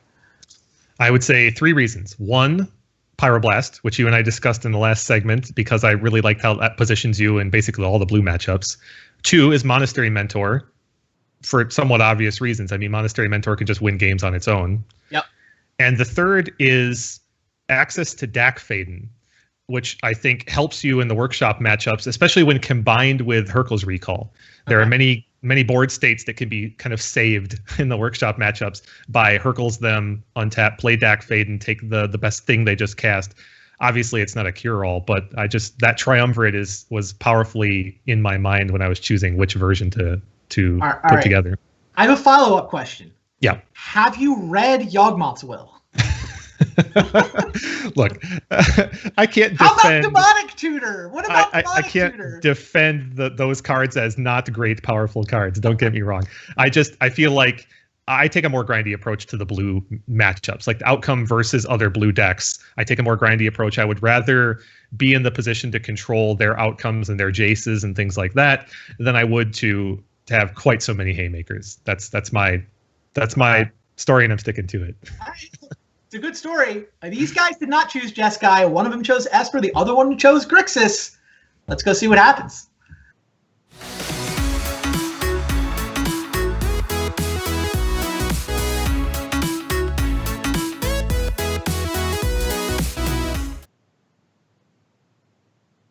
All right, here we go. 1-1 in the overall match. Game 1 here, Esper outcome versus Grixis. It's really interesting to me how the paradoxical outcome decks, like, I legitimately don't know what color they're supposed to be. Right? You get to choose 2 of black, white, red, and all 3 of you chose to play an outcome deck in the playoffs. None of you made the same decision. It is very interesting. It hinges on a lot of different factors. Go ahead. Mox Opal plays an interesting role in both what you've just proposed and how these games are going to play out. Eric has 3. Let me see. Double checking. Oh, and Bob's got a turn 1 outcome if he wants it. It's only an outcome for 2, so he might not. But the Yawgmoth's Will is interesting. Yeah. Wow, how do you play this? He's going to ship the turn, I think. So he's going to keep up Force of Will. Paradoxical outcome is his blue card for Force of Will. Yeah. I like that. Not sacking the Lotus there makes sense. He needs 1 more mana source, and then he can paradoxical outcome for 3. But Eric gets to go Sapphire into Vault, Opal, Mentor. He can just play his whole hand. So Bob's going to be rewarded for keeping this Force of Will plus blue card. Story. And he's going to have a little bit of a sweat as to do you cast Inspiration to find another blue card? No, you don't. No, it's not worth it. You have to force the Mentor. Your odds on 2 cards are not high enough. Yeah, I agree with you. Also, he has to sack his Lotus even to cast the Inspiration, so you True. Keep the Lotus either way. I think unfortunately, Force of Will exiles, so he doesn't have the fun follow-up of Lotus. Yawgmoth's Will replay my outcome. That would be savage if it worked that way, but it will not. Eric's draw is Mentor. Now, note that he's got Mox Opal into Time Walk ready to follow up, which is just an absurd turn 1. Bob has to decide. Eric just played a Sapphire and a Vault. Yeah, you have to force this. Yeah. I mean, I don't think you can afford. Oh, he's going to hard cast it and keep the paradoxical outcome. That's way better than our plan. That is. No, it's just the right answer. Far superior. Good play, Bob. I see that when I'm playing. Honest, I do. It's just the right there. And then Eric might as well go cycle his Time Walk anyway. Yes, I think it's the right thing to do. There are so many haymakers in this deck, and he's got 4 mana should he pull outcome off the top. Oh. There are many things Eric could draw right now that would be excellent follow-ups. Yeah, well, I mean, he kept a hand with explosive mana and 1 threat. Bob had the Force of Will, so now he has to top deck a second threat. Yeah. Flooded Strand is not what he wanted. Nope. So now Eric just has to cross his fingers and hope Bob's draw sucks. Bob needs a land. Bob wants to draw Mana Crypt. Oh. Yeah, any 0 artifact would have been absurd. Mox is plenty good enough. Mana Crypt is greedy. You can't ask for the Crypt there. Just ask for any Mox. Eric is untapping his Mana Vault, and Bob is thinking, boy, that's fantastic for me. Yes. I feel like Eric was supposed to fetch there to thin. I think it's a small thing, but obviously he's max rewarded for not doing so by drawing Sensei's Divining Top. True story. Of which both players have 2 copies. 2 copies is pretty standard in outcome lists. Yeah, 2 tops and a Brainstorm. Maybe keep the fetch land. Yeah, it's debatable. The last one. I would say it's not 100%. The thinning effect is so small. Like, it's non-zero, but it's really pretty small. Yeah. So Eric looks at 3, plays his fetch land. He's not flipping top, so maybe he likes the top card. Maybe he's going to crack a fetch land. We'll find out. Yeah. Can Bob find the 4th mana for his paradoxical outcome? There it is. Yes. Oh, and it's a good one, too. Mox Opal gives him maximum flexibility with the next 3 cards he draws. He could conceivably go off from this position. Absolutely. 1 more artifact plus another outcome. Right. This is Ancestral Recall, right? This is 1 mana, draw 3 cards. Yep. He got Probe and another outcome. Another outcome. Did he find another mana? Like, even a land is good enough. It doesn't look like it. I think we see all 8 cards in his hand, but let's see what the Probe pulls. Obviously, the Probe is going to give him no information. Oh, Mana Vault! Fantastic. Now his outcome is producing mana. It draws 4 cards and turns a profit on mana. How about -1 mana to draw 4 cards? Is that a good Magic card? So Ifro in his main deck has what manner of interaction here? He has 4 Force of Wills, and that's it. All his interaction, no flusters in the main. All his interaction is in the sideboard. See, Bob or I would probably be spinning top in response to that first outcome. Well, he doesn't have a mana for a fluster, so it's only Mindbreak Trap that would save him. What you do is you fetch and then you just draw with top. Oh, sure. You have very few outs, but if you're just going to lose the game, that's the right thing to do. Are we done? I see Demonic Tutor. It's just a question about mana. Like, he's got Yawgmoth's Will, so I think he can just use the Opal for black, Yawg Will, the Lotus, DT for Tendrils. Oh, does he have a Tendrils? He's on all Celestia mana except for that Opal, so he doesn't actually have a ton of options aside from Yawg Will. The Lotus, does he have a Tendrils, though? That's the other thing. Lots of these decks are not playing a Tendrils. No, it doesn't look like he does.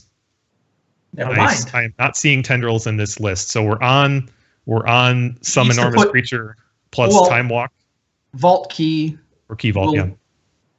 So 1 tutor, is 1 tutor good enough? 1 tutor 1 tutor plus Yawgmoth's Will is good enough, but he only has 1 source of black.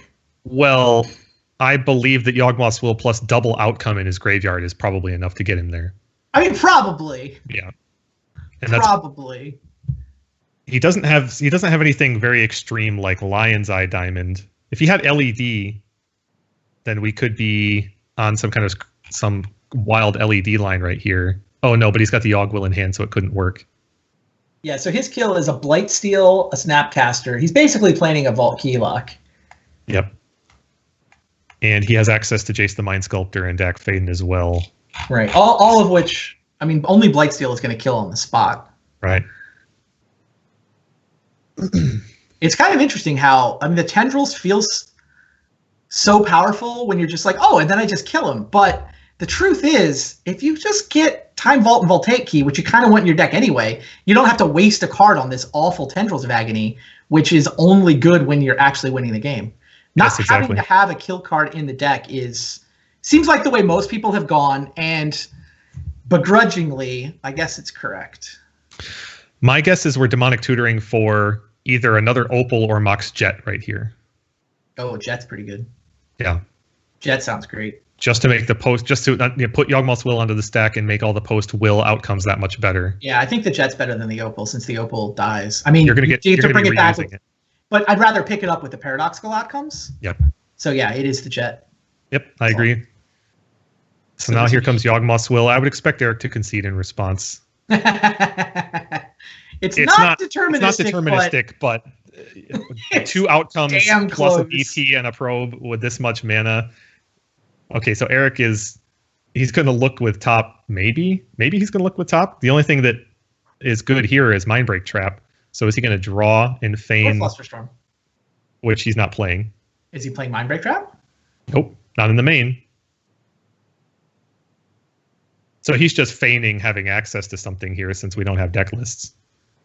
They do. I went ahead and posted all of them. We didn't have it. He does have deck lists. Yeah, there was one out there for Efro, and that was Ancestral into Force of Will.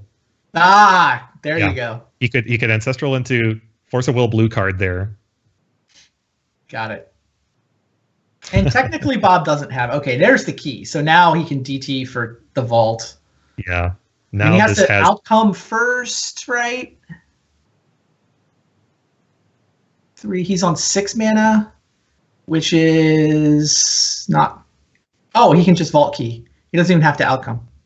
Although he probably should outcome. Like DT for vault, play key, activate key is 6, which is exactly what he has. And Eric sees it. Now that he's got half the combo, he knows that DT can get the other half, and we're done. Yep. Now we'll get the interesting view into how these two view this matchup. You know the thing Eric gets for being Esper that nobody else gets in this matchup? Right there. Comball. Yep.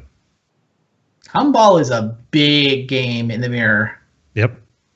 And it's not interacted by either Flusterstorm or Pyroblast. Right. Bob's big edge is he gets Pyroblast. Yep. I think I'd rather have Comball than Pyroblast. Right? Well, I mean, on average, head to head, obviously.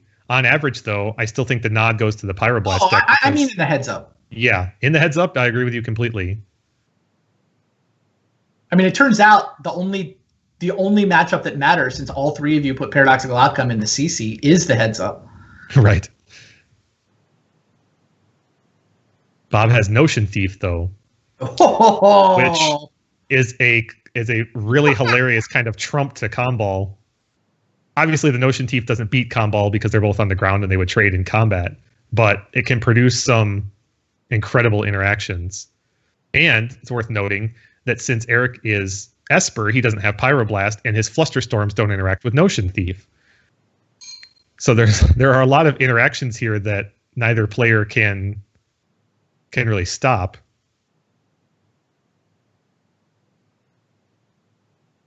So this is going to be really, really interesting to navigate. And I'm also very curious to see how each player values artifact destruction or removal post sideboard. Does Eric not have Planeswalkers? Like, both players have a Blightsteel, both players have a Vault Key. Eric does not have a Snapcaster or any Planeswalkers, does he? That is interesting. That's an interesting choice. And just he doesn't the have Mentor. Tentacles either. Right, Eric has the Mentor, so I guess he's better at winning the game with random creatures. I'm just surprised at 0 Planeswalkers. I guess Eric's the more dedicated combo deck, right? He's on 3 Opals. He's more interested in just storming off and going broken, right? Bob is going to be a little better at playing through a Null Rod or a Stony Silence because he just doesn't have as many artifacts. I didn't notice until just now that Bob is technically 4 colors. He has green for... He can flash back his Ancient Grudge. He also has... His list also has Krosan Grip in it, but I don't think that's correct. I don't remember seeing a Krosan Grip. The text version has Krosan Grip listed. I don't think that's actually true. Oh, no, it's 2 Ancient Grudges. Yeah. Oh, he has a Braid. He also has access to a Braid. Right. So I don't know what the Krosan Grips actually are on this text list, because there's only... On the screen, I only see the 1 Ancient Grudge as his only green source. Or, I'm sorry, a spell. I don't think either player brought in much, if any, artifact removal or interaction. It's interesting in a matchup that kind of hinges on the value of artifacts, that neither of them are actually interacting with their opponent's artifacts. They've both taken a very spell-based approach.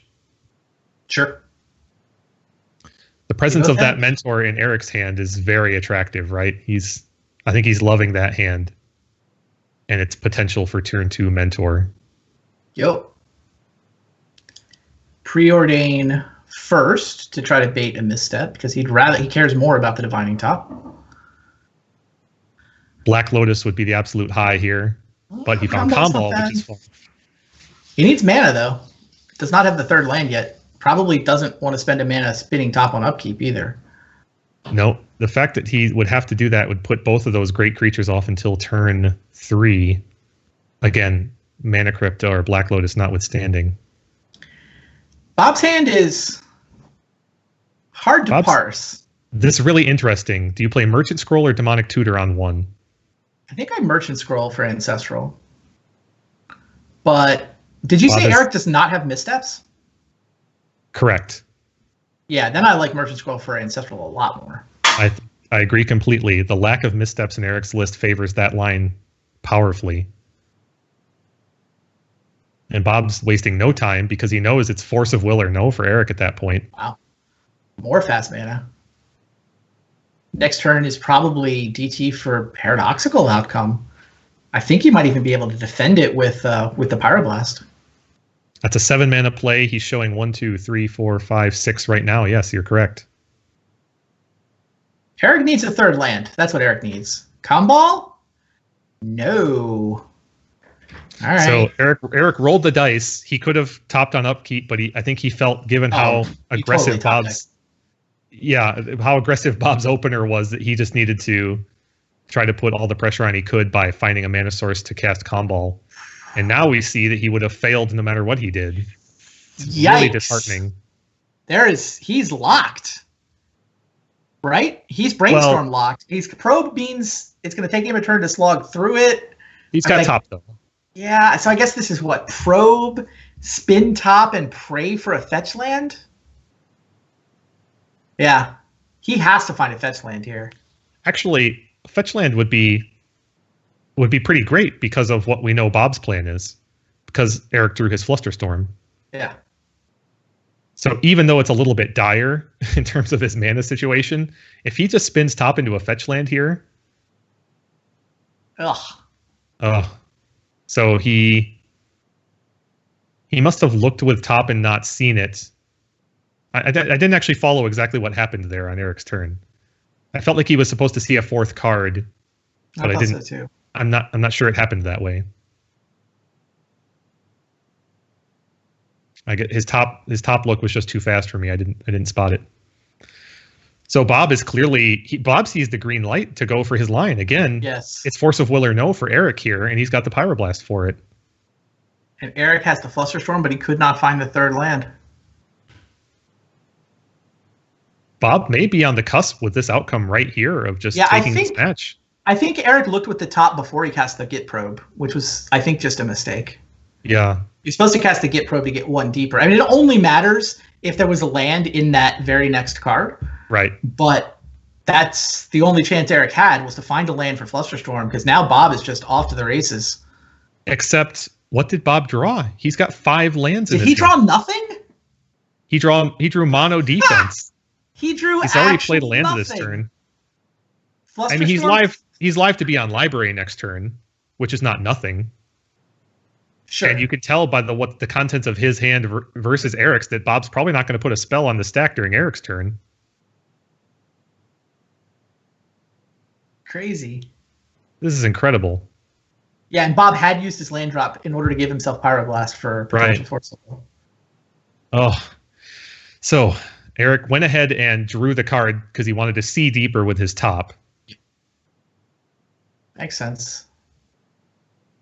Unfortunately, now, unless it's Black Lotus or Mana Crypt, even if he finds the mana source now, it's just going to be play land go.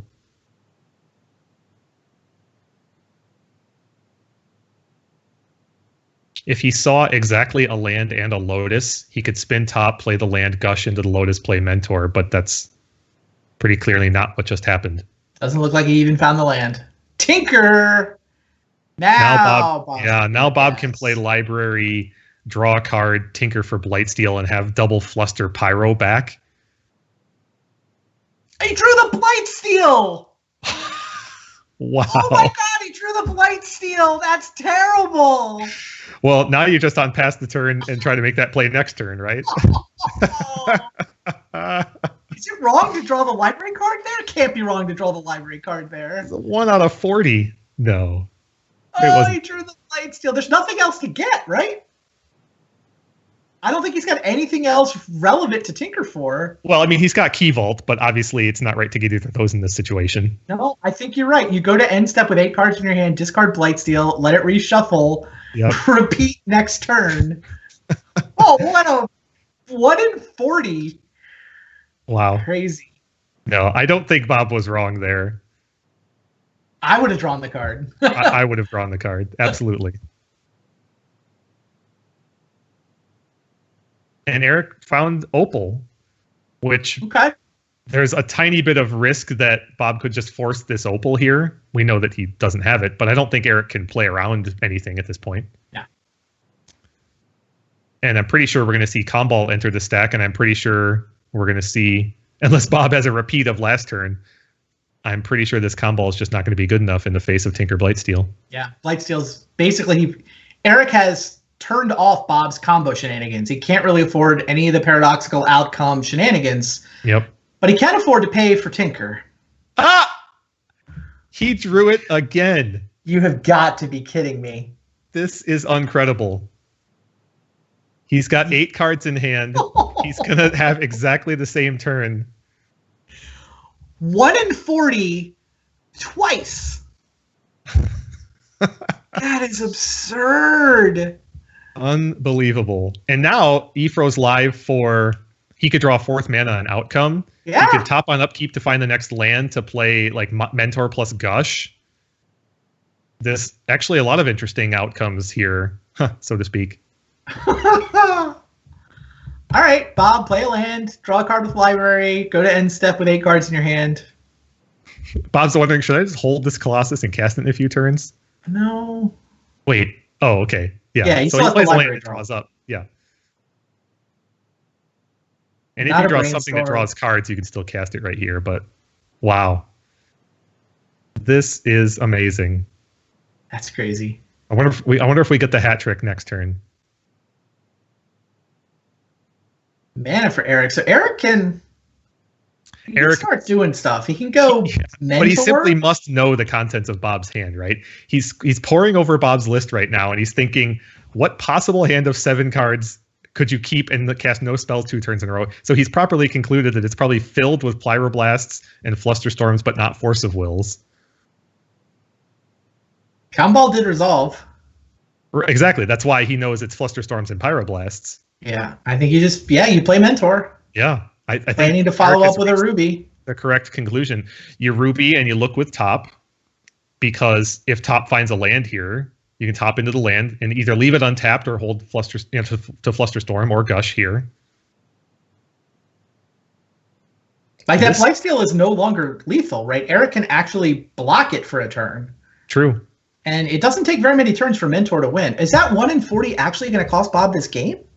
Like, Bob had this one. Literally, if he doesn't draw Blightsteel, he tinkers for it 2 turns ago. It would have attacked last turn. Eric would have been forced to chump block with Comball. Yep. And then it would be attacking now, and Eric would be chump blocking again. But Bob also knew that Ephro had a hand filled with gasoline, because there's nothing else he could have had that he wouldn't have gone onto the stack already. So, okay, so Bob has drawn outcome here. But there's a Comball in play. Yeah. I still think, though, with 17 life, I still think this turn involves an outcome, even if it doesn't involve replaying any of your Moxen. All right, so do you tinker for Blightsteel, or are you planning to tinker for the other half of Vault Key? I think Bob might be a little gun-shy here. I think he's afraid to draw the Blightsteel, obviously. Yeah. I think you tinker here first, and then outcome for 3, because you're still looking for a way to find Time Walk. Comball doesn't hit you that hard. You can still cast 8 spells into this Comball and win this game, right? Well, you're being attacked by a Mentor next turn. True. Like, he needs Vault Key. That's it's a good point. Vault Key is the superior win condition here. Right. I don't know if this Blightsteel is good enough anymore. He's going for it, but I'm not convinced it's good enough. You could make the case that he gets half of Key Vault here. So that he can pick it up? No, I think if that's your plan, you paradoxical outcome first. Actually, you're right. That's superior. Because I forgot you're also losing an artifact. It makes your outcome that much worse here. Right. Yeah.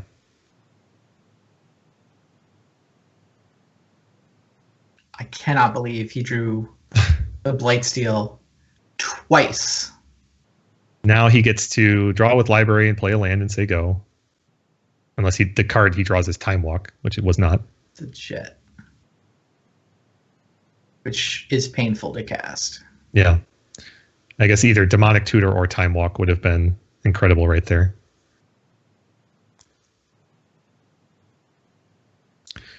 This Blightsteel produces a great wall, though. So Ephro's starting the turn with only 3 creatures that aren't summoning sick. And attacking with all 3 of them would mean basically giving up his mentor. And attacking with Comball is highly unattractive too, except he's holding another one. So Ephro's not in a great spot to just blow through this Blightsteel Colossus like many other draws might have been. I could see plenty of games he's got starting. 4 mana for paradoxical outcome. Granted. That makes a lot of mentor tokens and makes mentor awfully big. He flips top onto the top because he wants an extra prowess trigger. Right. As you do.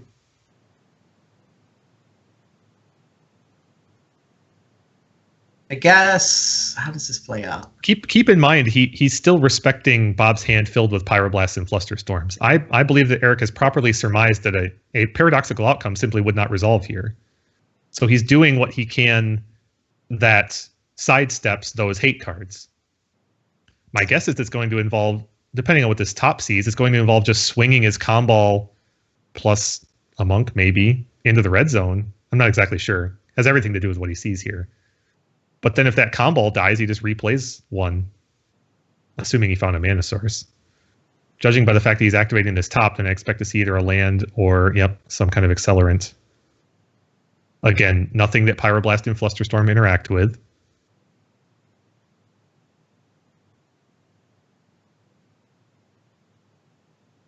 And now Eric is in the position that you described where a kickback from Blightsteel Colossus isn't lethal. Right. He blocks and he wins on the crackback. There's one major drawback here. Nope, he's not doing it. There's one major drawback, and that is losing your Comball. If Eric could have drawn into a scenario where he had Comball mana post-combat, I think he would have swung in. But losing the Comball means now he just can't protect himself from Bob simply going off next turn. What is that? Misstep? Misstep, yeah. Bob's at 15. You've got 7 more spells. Fortunately for Bob, he can go play Jet, draw off Library, and announce Paradoxical Outcome. That's only 2 spells. That's 4 life for which to see 5 cards. I think that's a good rate. I don't disagree. I just can't believe this is all falling apart. The 1 in 40 twice. Yep. There's a chance the second turn was already too late, that Eric had drawn out of his mana screw. The first turn, that Blightsteel would have won this game. Granted. And the next turn might have been good enough. I mean, I guess Bob wasn't supposed to draw off the Library. I don't know. I would have. I totally would have. Eric can easily have, you don't know the Tinker's going to resolve. We know the Tinker was going to resolve. Bob did not know it was guaranteed to resolve. Right.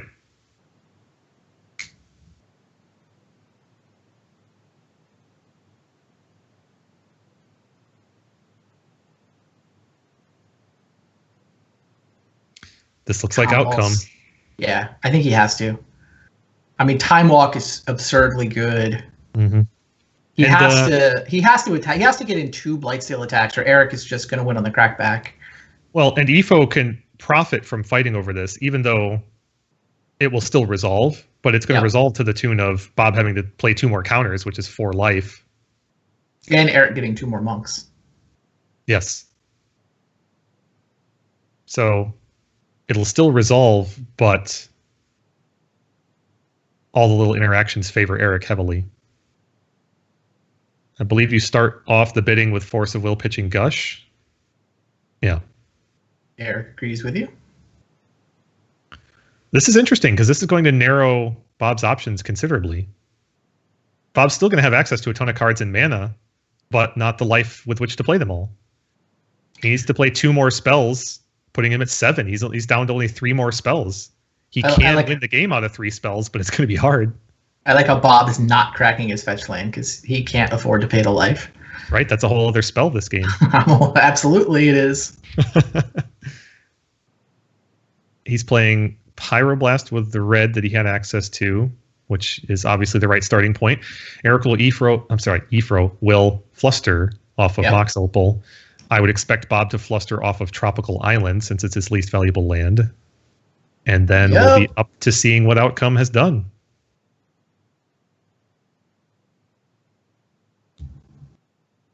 It feels like it almost has to be Time Walk. I mean, does Bob even have a way to get combo off the board? Does he have anything? Let's see. Is Jace the Mind Sculptor?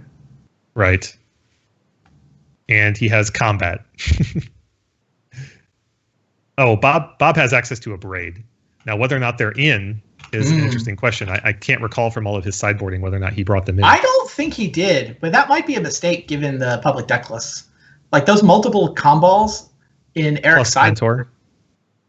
Well, I mean, the Mentor's harder to kill, but sure. Yep. Bob's also in his 6th match of the... Yeah, this is a rough marathon for Bob. He has played the entire day. Yeah. Not to be overstated. Chat says he brought in 1 Braid, which sounds exactly correct. Okay. I would bring in 1. That you can tutor for it, you can draw it. I would bring in. That makes sense. So when this shakes out, Bob's going to draw 4 cards. He can draw a 5th card if he wants to pick up Blightsteel, but I think that's probably terrible. I think that's probably incorrect. Yeah, he's going to draw 4 cards. So he's looking for either Time Walk. He has enough mana for it to be Demonic Tutor into Time Walk. Yeah, Jace is also capable of bouncing Comball, which might be good enough. I don't know. It depends what else he draws. Like, he gets all his Moxes back, so being able to replay them and keep going has value.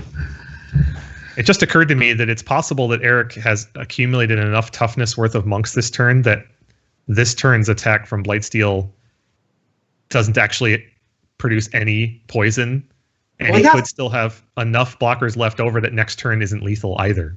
Bob can't turn Blightsteel sideways unless he can attack twice. Oh, I agree. What I'm saying is I need to see the size of all these monks after this stack resolves, because even 2 turns might not be enough now. Interesting. Eric may have put together more than 11 toughness this turn and leaving 2 toughness for next turn. In fact, it's almost a certainty because he's still got untapped Mentor and Comball. Yep. Bob might actually need 3 attacks from this Blightsteel to win this game. He might be on only Key Vault being good enough, or Time Vault or Time Walk plus Snapcaster. Oh, Demonic Tutor's in his graveyard, which I didn't bother to look at before. So that particular line is out. This is a really tight photo finish here.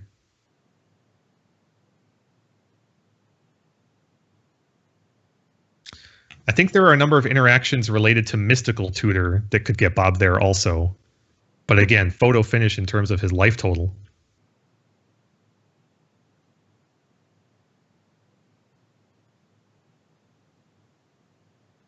Gitaxian Probe is especially painful, but Bob would have the mana to Mystical and pay the mana for Probe into Time Walk here. And let's not forget that Bob still has access to Library, so a Time Walk turn also sees an extra card. Yep. But outcome for 4 here is not amazing. It's not a certainty by any stretch.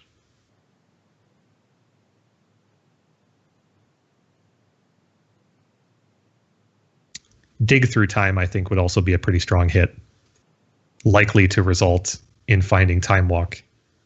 The only question there would be, can he do it with enough mana to also execute everything he needs? Because a Dig Through Time finding Time Walk plus Snapcaster would be good enough. Worth noting that Snapcaster does not trigger Comball itself. So how does the Flusterstorm math work out? Is there something subtle going on here? It's Bob's paradoxical outcome, Eric's force, Bob's pyroblast. So Bob can just let the Flusterstorm counter the pyroblast and then fluster Eric's original force of will is how he's supposed to play this. He doesn't want to get into a contest of trying to counter all the Flusterstorm copies because Eric can choose one to pay for example. Right. Judging by the construction of the stack here, though... Yeah, that's what I keep looking at. I'm like, I thought this was straightforward. The fact that Eric's Flusterstorm is still sitting there means, I think, that Bob did not take the line you just described. Right, there's only one copy of Flusterstorm sitting there. Oh. I'm confused. Oh, no. It has everything to do with what Eric Flusterstormed. If he Flusterstormed the original outcome, instead of monkeying around with Pyroblast and Flusterstorm, if that original Flusterstorm, all the copies target outcome, then Bob has to counter them all. Right. Which he can't do because there's a Mana Vault untapped. Right.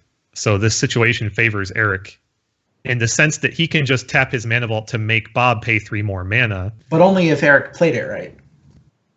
Yes. Which we can't tell given the interface here. I wonder if the players are conversing over chat right now. I don't know if our producer can mouse over and see what the Flusterstorms are pointed at. Pyroblast. Eric flustered the Pyroblast, it looks like. No? Looks like there's 2 copies each on Fluster and Outcome and Pyroblast. Oh, okay. This is quite confusing. So Eric has split his Flusterstorms? Well, it looks like... Oh, we were all... Yeah, we're looking at all... we're looking at only Eric's Flusterstorms. I'm sorry. That was not obvious to me, given the nature of how the triggers all go on the stack. All those Mentor triggers went under the Storm trigger for Eric's Flusterstorm. Eric split his Flusterstorms. Yes. I like it. It makes the reverse Flusterstorm from Bob super awkward, especially given that Eric has 3 mana that he can choose to pay for things. Wow, Eric has played this game spectacularly well. You know, he certainly made the most of the difficult material he was given. Exactly. Yeah. I mean, obviously, Bob got remarkably unlucky at top decking Blightsteel not once but twice, so that he couldn't tinker for it. Right. But Eric, like, he finds edges where I didn't even know they existed. Yeah, splitting up the Flusterstorms here is just... That's why Bob's in the tank and why these things have sat on the stack for so long.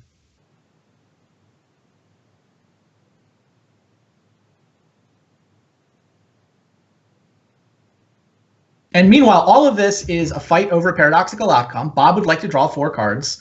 Calmball is making his life miserable, so Bob basically needs to draw Time Walk or Demonic Tutor or Jace the Mind Sculptor is what we figure as his good outs. Or a Braid. If he can kill Calmball or bounce Calmball, then he can do other stuff. But it's basically a Jace and a Braid. I mean, if he can put Vault Key together, he can keep attacking with Blightsteel. If he can Time Walk once, Blightsteel might force Eric to block with enough stuff. We'll see. I'm trying to backtrack into that. I see 5 prowess triggers on the stack, which is Mentor plus 4 tokens. One of those tokens was created by the Force of Will, sure. Which means Eric started the turn with 3 tokens, right? He has a lot of toughness. Bob probably can't win in 2 attacks. Okay, so there are 4 tokens, soon to be 5. But so 3 of those tokens are 3/3s right now. Plus a 2/2 next to it and then a 1/1. That means that Efro has they're about to be 3/3s. That's 11 toughness right there. Yeah. So even if Bob finds Time Walk, it's like I said earlier, Eric has enough toughness right here to soak all of the poison this turn and at least 2 of the poison next turn, which means Bob needs 3 attacks to win this game just with Blightsteel. So he is on Time Walk plus another way to Time Walk. I apologize for my inability to see what's going on with this Flusterstorms. Eric has made Bob's life miserable. That's what I have figured out. He split his Flusterstorms, so Bob can't just fluster back with one target. And Eric has the ability to pay for a couple of Flusterstorms. I'm just going to wait and see what happens when the stack resolves.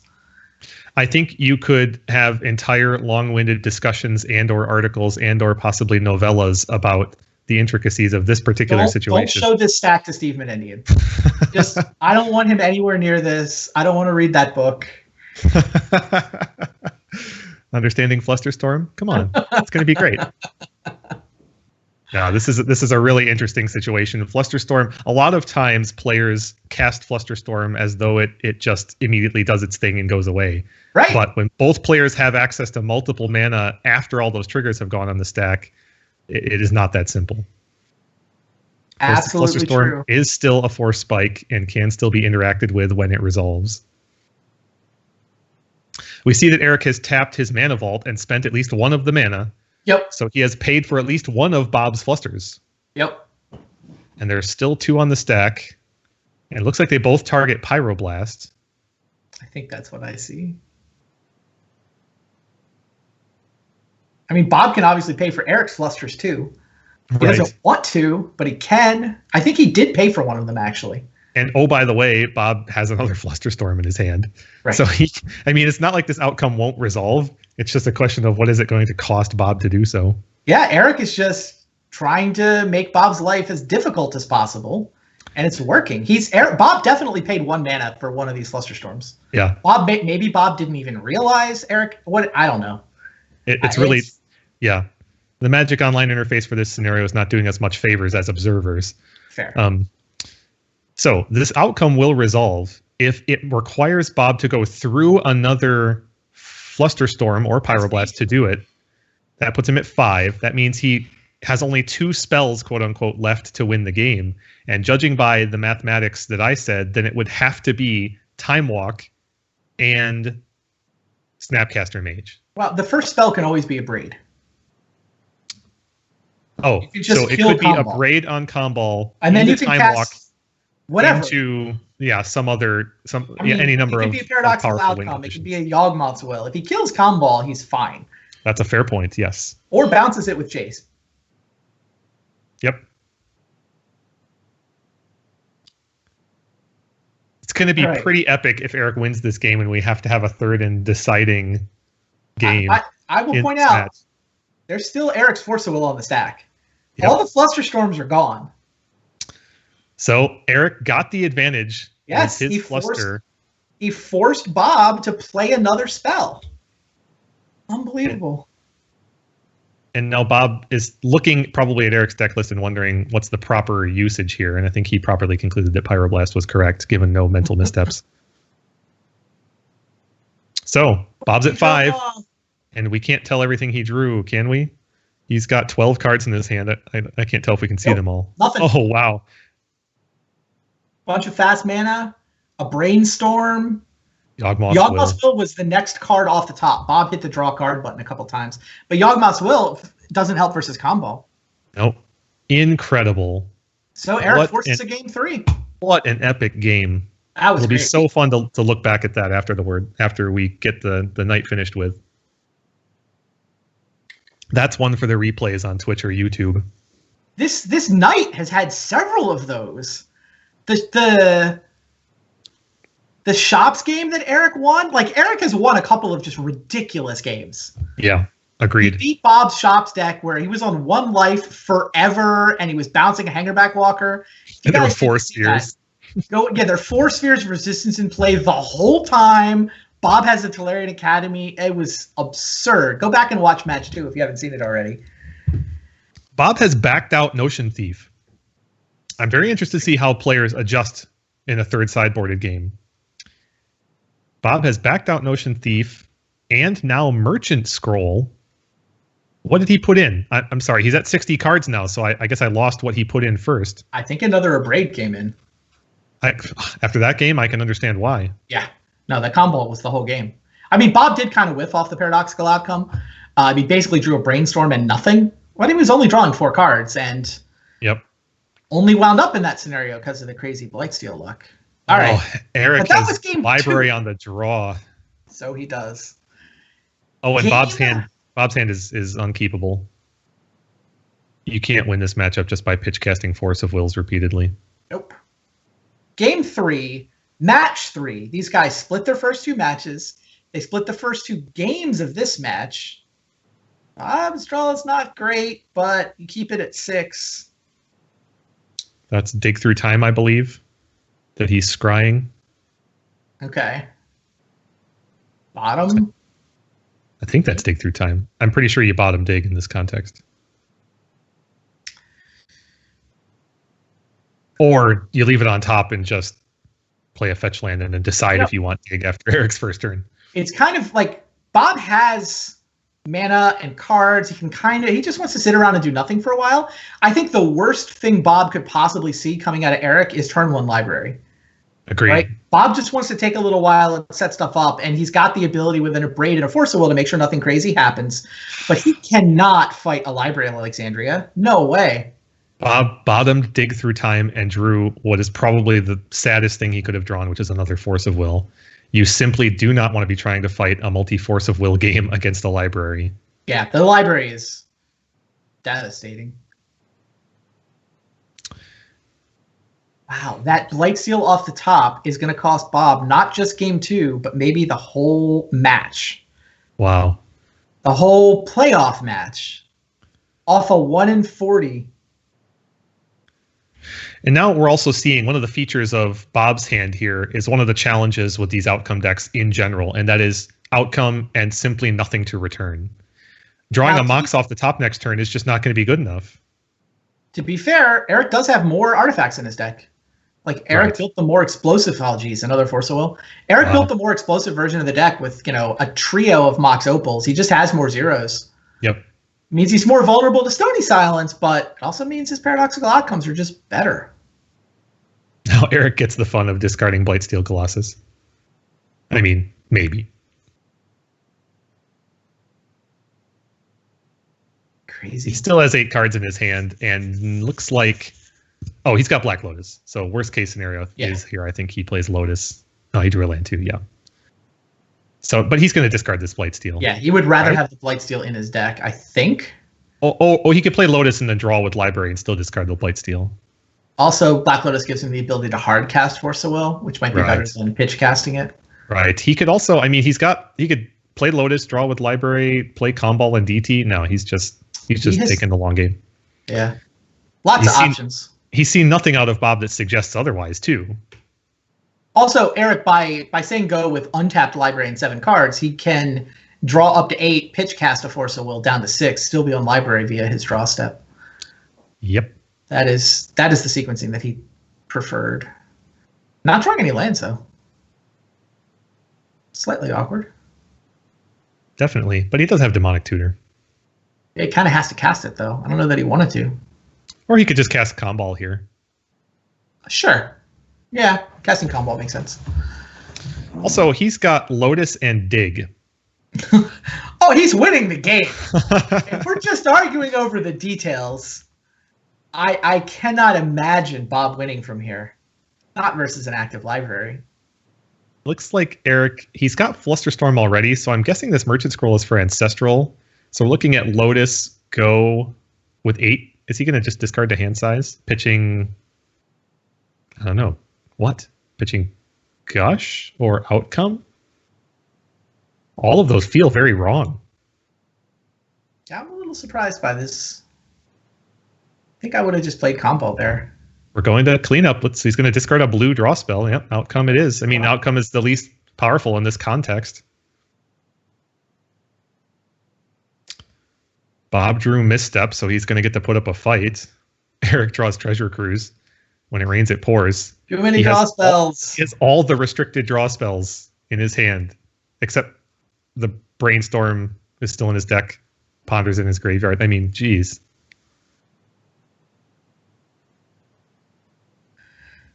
Now there's a fight that even if Bob wins, he loses. Yeah. Eric's just happy trading 1 for 1 with library. Yeah. Adjusting his stops accordingly. Draws on his upkeep. Would sure love to hit a land drop here. Yeah. If he doesn't hit a land drop, I feel like Comball goes onto the stack here. Yeah, I completely agree. Because he still has access to Gush. So he can Comball, fight with a Force of Will and a Flusterstorm if he wanted to. He could Gush first if he wanted the Flusterstorm to be relevant in the Comball fight. He also knows that Bob, and judging by deck lists, that Bob's answers to Comball include Abrade and Force of Will. And Ifro has probably concluded that those cards are in Bob's hand also. Or some combination of Flusterstorms or something.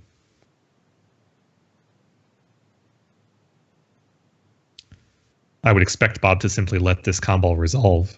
Yeah, he's going to try to kill it with a braid. Oh, Mana Vault was Eric's draw. That's the 8th card.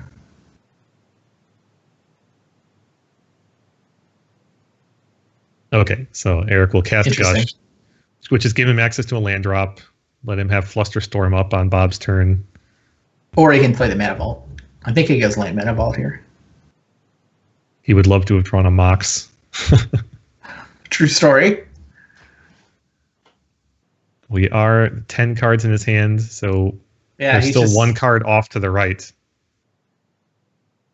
Just hasn't drawn much that's proactive. That Demonic Tutor's just been sitting there the whole time.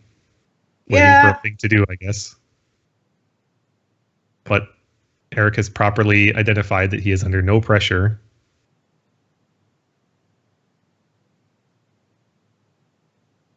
Oh, it was a Preordain.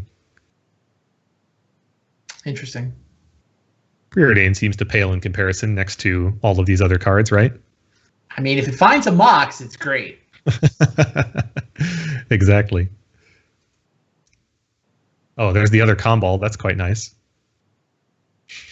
Gonna have to discard it. It's been there. Surprisingly, Eric has 10 cards in his hand. I know. He gushed. These things happen. You DT for Mox Sapphire? Do you break Lotus for DT into... Yeah, he's breaking Lotus. DT for Sapphire and play Sapphire and Mana Crypt with the black left over? Oh, we're going to dig. It's pretty comparable at this point. 2 mana sorcery speed. Search through your deck. The problem here, of course, is that this is 2 cards in his hand. Right. So he's going to be at 11. Which means, what is he really looking for here? Multiple accelerants? By the way, I love the way Bob has played this, where he's just watching, right? He's like, dude, you have 10 cards in your hand. You just gushed up to 10. I'm not going to fight over anything. Right. Like, if I put Force of Will on the stack, I am doing you a favor. Yes, Bob is ecstatic to see Eric trying to draw even more cards.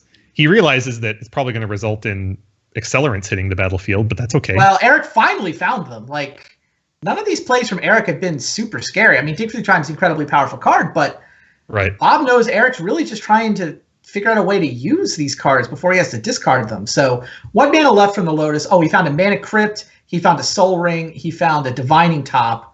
So I think Eric does, in fact, get to dump a bunch of artifact mana onto the table here and not have to discard. Yeah. Yeah, Soul Ring, Vault, and a top. And down to 7. We did it! Obviously, Bob, these mana artifacts help Eric in the long run for this game. Turning on Paradoxical Outcome as a card, interestingly enough, Eric has already discarded 1. But Bob's, as you said, probably pretty pleased by that whole exchange. I mean, as pleased as you can be when your opponent has active library. Right. He didn't even end step. I figured Bob for end step Abrade there. I agree. Because Eric's only real interaction is Force of Will, which would put him at 5 cards. Yeah, I agree. I mean, top can get him back, but yeah. Yeah.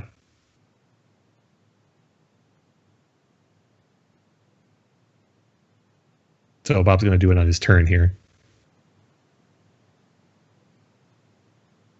Eric has the replacement copy in his hand.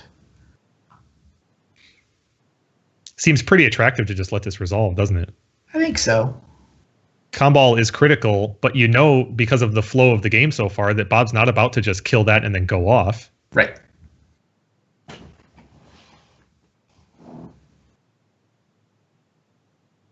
Don't think top's worth a Force of Will. Right, and once again, library's still active, so Eric is in favor of trading 1-for-1 for as long as possible. Right.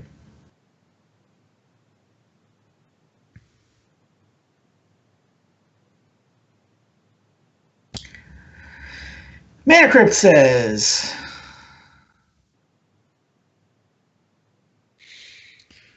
Eric is still at 20, so no this damage. Mana Crypt is not going to be a threat for quite a while. Also, if Comball sits for any amount of time, Mana Crypt is very easily undone. There's a paradoxical outcome if Eric wants to try to go broken. I don't know that he's really incentivized to go broken here, though. He can just draw another library card, play a land, play Comball. Oh, wow. Flipping its top. That's interesting. We can't see what it was. Was it Jet, I guess? Was Jet that card? Well, that completely suggests... Wait. Does that suggest that he's playing Outcome this turn? No, he would have outcomed his response to the top activation. Right. This looks like Outcome. Did he miss a card draw there? Oh, he wanted the Jet, so he breaks even. Yeah, this does look like Outcome. Draw a library card first. There you go. Oh, yeah, draw the library card, which is the top. Now which is the top, yep. And the way the sequencing works, if Eric says draw a card, activates the bottom ability on Sensei's Divining Top, holds priority, and casts Paradoxical Outcome as a response, he can actually pick up the top to draw a card with Outcome, and then he still gets the card from the top's ability at the end of the stack. If you're not used to doing this on Magic Online, make sure you hold control. He did it backwards. This is the wrong direction. You can tell he's sick. This is not. You can tell he's under the weather. That is the con crud right there. Oh, wait. Oh, you're right. One of those is Ephro's top. One of them is Bob's top. Yeah. But they're both in the wrong spot to get the maximum benefit out of Outcome for Eric. Yep. Yeah, that's probably a mixture of illness and fatigue. Also, I don't know how much Outcome Eric has played in his vintage career. It is obviously a little bit of a tricky interaction. Right. So, when push comes to shove here, Eric is going to have to fight through at least one Force of Will, which is not challenging given he has Fluster and double Force. Okay, single Force. He's looking to draw 1, 2, 3, 4, 5, 6. No. Yeah, he's drawing 6. Well, he's drawing 6. He's drawing the one card from the top. He's drawing 6 cards, but one of them is Sensei's Divining Top, is I think the most accurate description. Correct. He goes directly to Flusterstorm, which is interesting when you have 2 copies of Force of Will in hand. Oh, but Bob was topped down. Yeah. Okay, never mind. He didn't need to fear a Pyro or a Fluster from Bob there.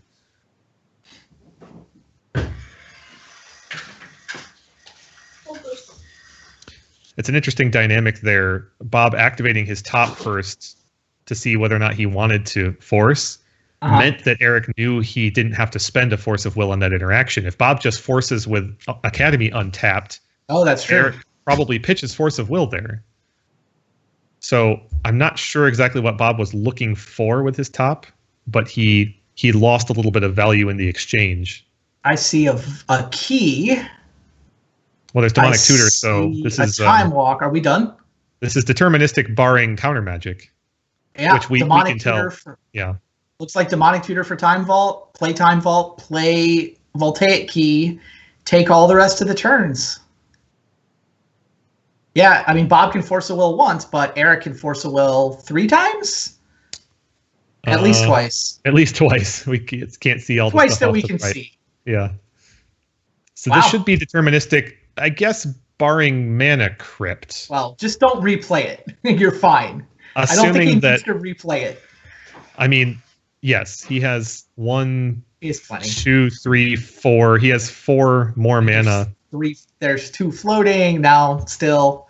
Yep. Yeah, I think Eric's got this. Wow. Bob Maher was so close to winning this match. He was super close with the shops deck when he had Eric down to 1 with 4 spheres in play. He was so close in game 2 of this match when he had a tinker but drew the Blightsteel twice. Unbelievable.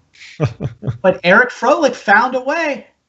He found a way to win that match with the Grixis Pyromancer deck, and he found a way to win the last game. Wow, incredible.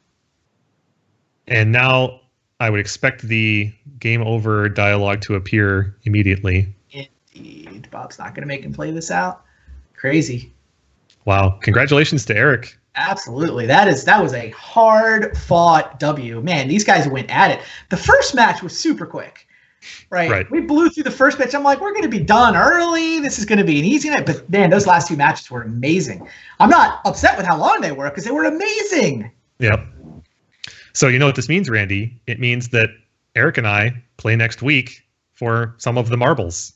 It is a clean win and in. Next week, it'll be Kevin against Eric. Same 3 decks they both played tonight. And, yeah, there you see it. Bob Maher is 0-2. Eric and Kevin, one of them is going to be 2-0 once they play, and we will not need tiebreakers.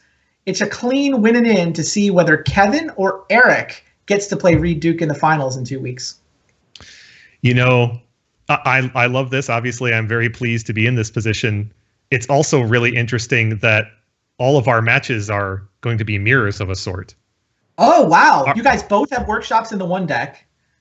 You guys both have Paradoxical Outcome as the C deck. Yep. But then the middle deck is both Grixis. They're both like blue Grixis decks.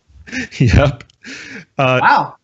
Obviously, the second and third decks have a lot of diversity amongst them, but you would call them the same archetypes in the broader sense. Yeah, I mean, his Grixis Blue Stew is Young Pyromancer. Yours is 1BR, which love it for the record. Like, Kolaghan's Command was sweet, but Fire Covenant? Doretti is also sweet. Not that Doretti came out to play today. I think you won a lot of hearts with that Fire Covenant. You know, I'm a big fan of Zero, and I'm a big fan of you. But I'm starting to think that 1BR might be my favorite mana cost. That's awesome. It's really funny. Rich and I were trying to figure out what the next 1BR card is. Blightning was the best we could come up with. It's not like I have a big bench filled with players ready to come in. It's just a bit of coincidence combined with serendipity that got us to this point. But hey, I'm not going to rule anything out. Maybe Blightning is the solution to some of these matchups. We'll see. Good stuff. So that'll be next week. Kevin and Eric with the win and in. I'll ask Steve and Rich to see if they want to throw a 5th place playoff into the mix, just so that we have a full show next week instead of just the 2 or 3 matches between Eric and Kevin. Yeah. That is if Steve is not too afraid to do so, right? Man, I expected Rich to call him out. What kind of podcast partner are you? No, I'm just referring back to Rich's commentary. I thought that was pretty well placed jab there. I would expect Steve to have no such fear. All right, I'll see if I can get those lined up so we have a pair of best 2 out of 3 matches for you guys next week. Man, what a night of vintage. That was some great Magic. Right? We saw some wicked blowouts, some crazy lopsided weirdness, and then some of the most long and grindy and epic games that we've seen on VSL maybe ever. True story. Yep. Awesome. Hope you guys liked it as much as we did. Come back next week. We got 1 match left to figure out who goes to the finals to play against Reed, and maybe we'll throw a grudge match in for flavor. See you guys then.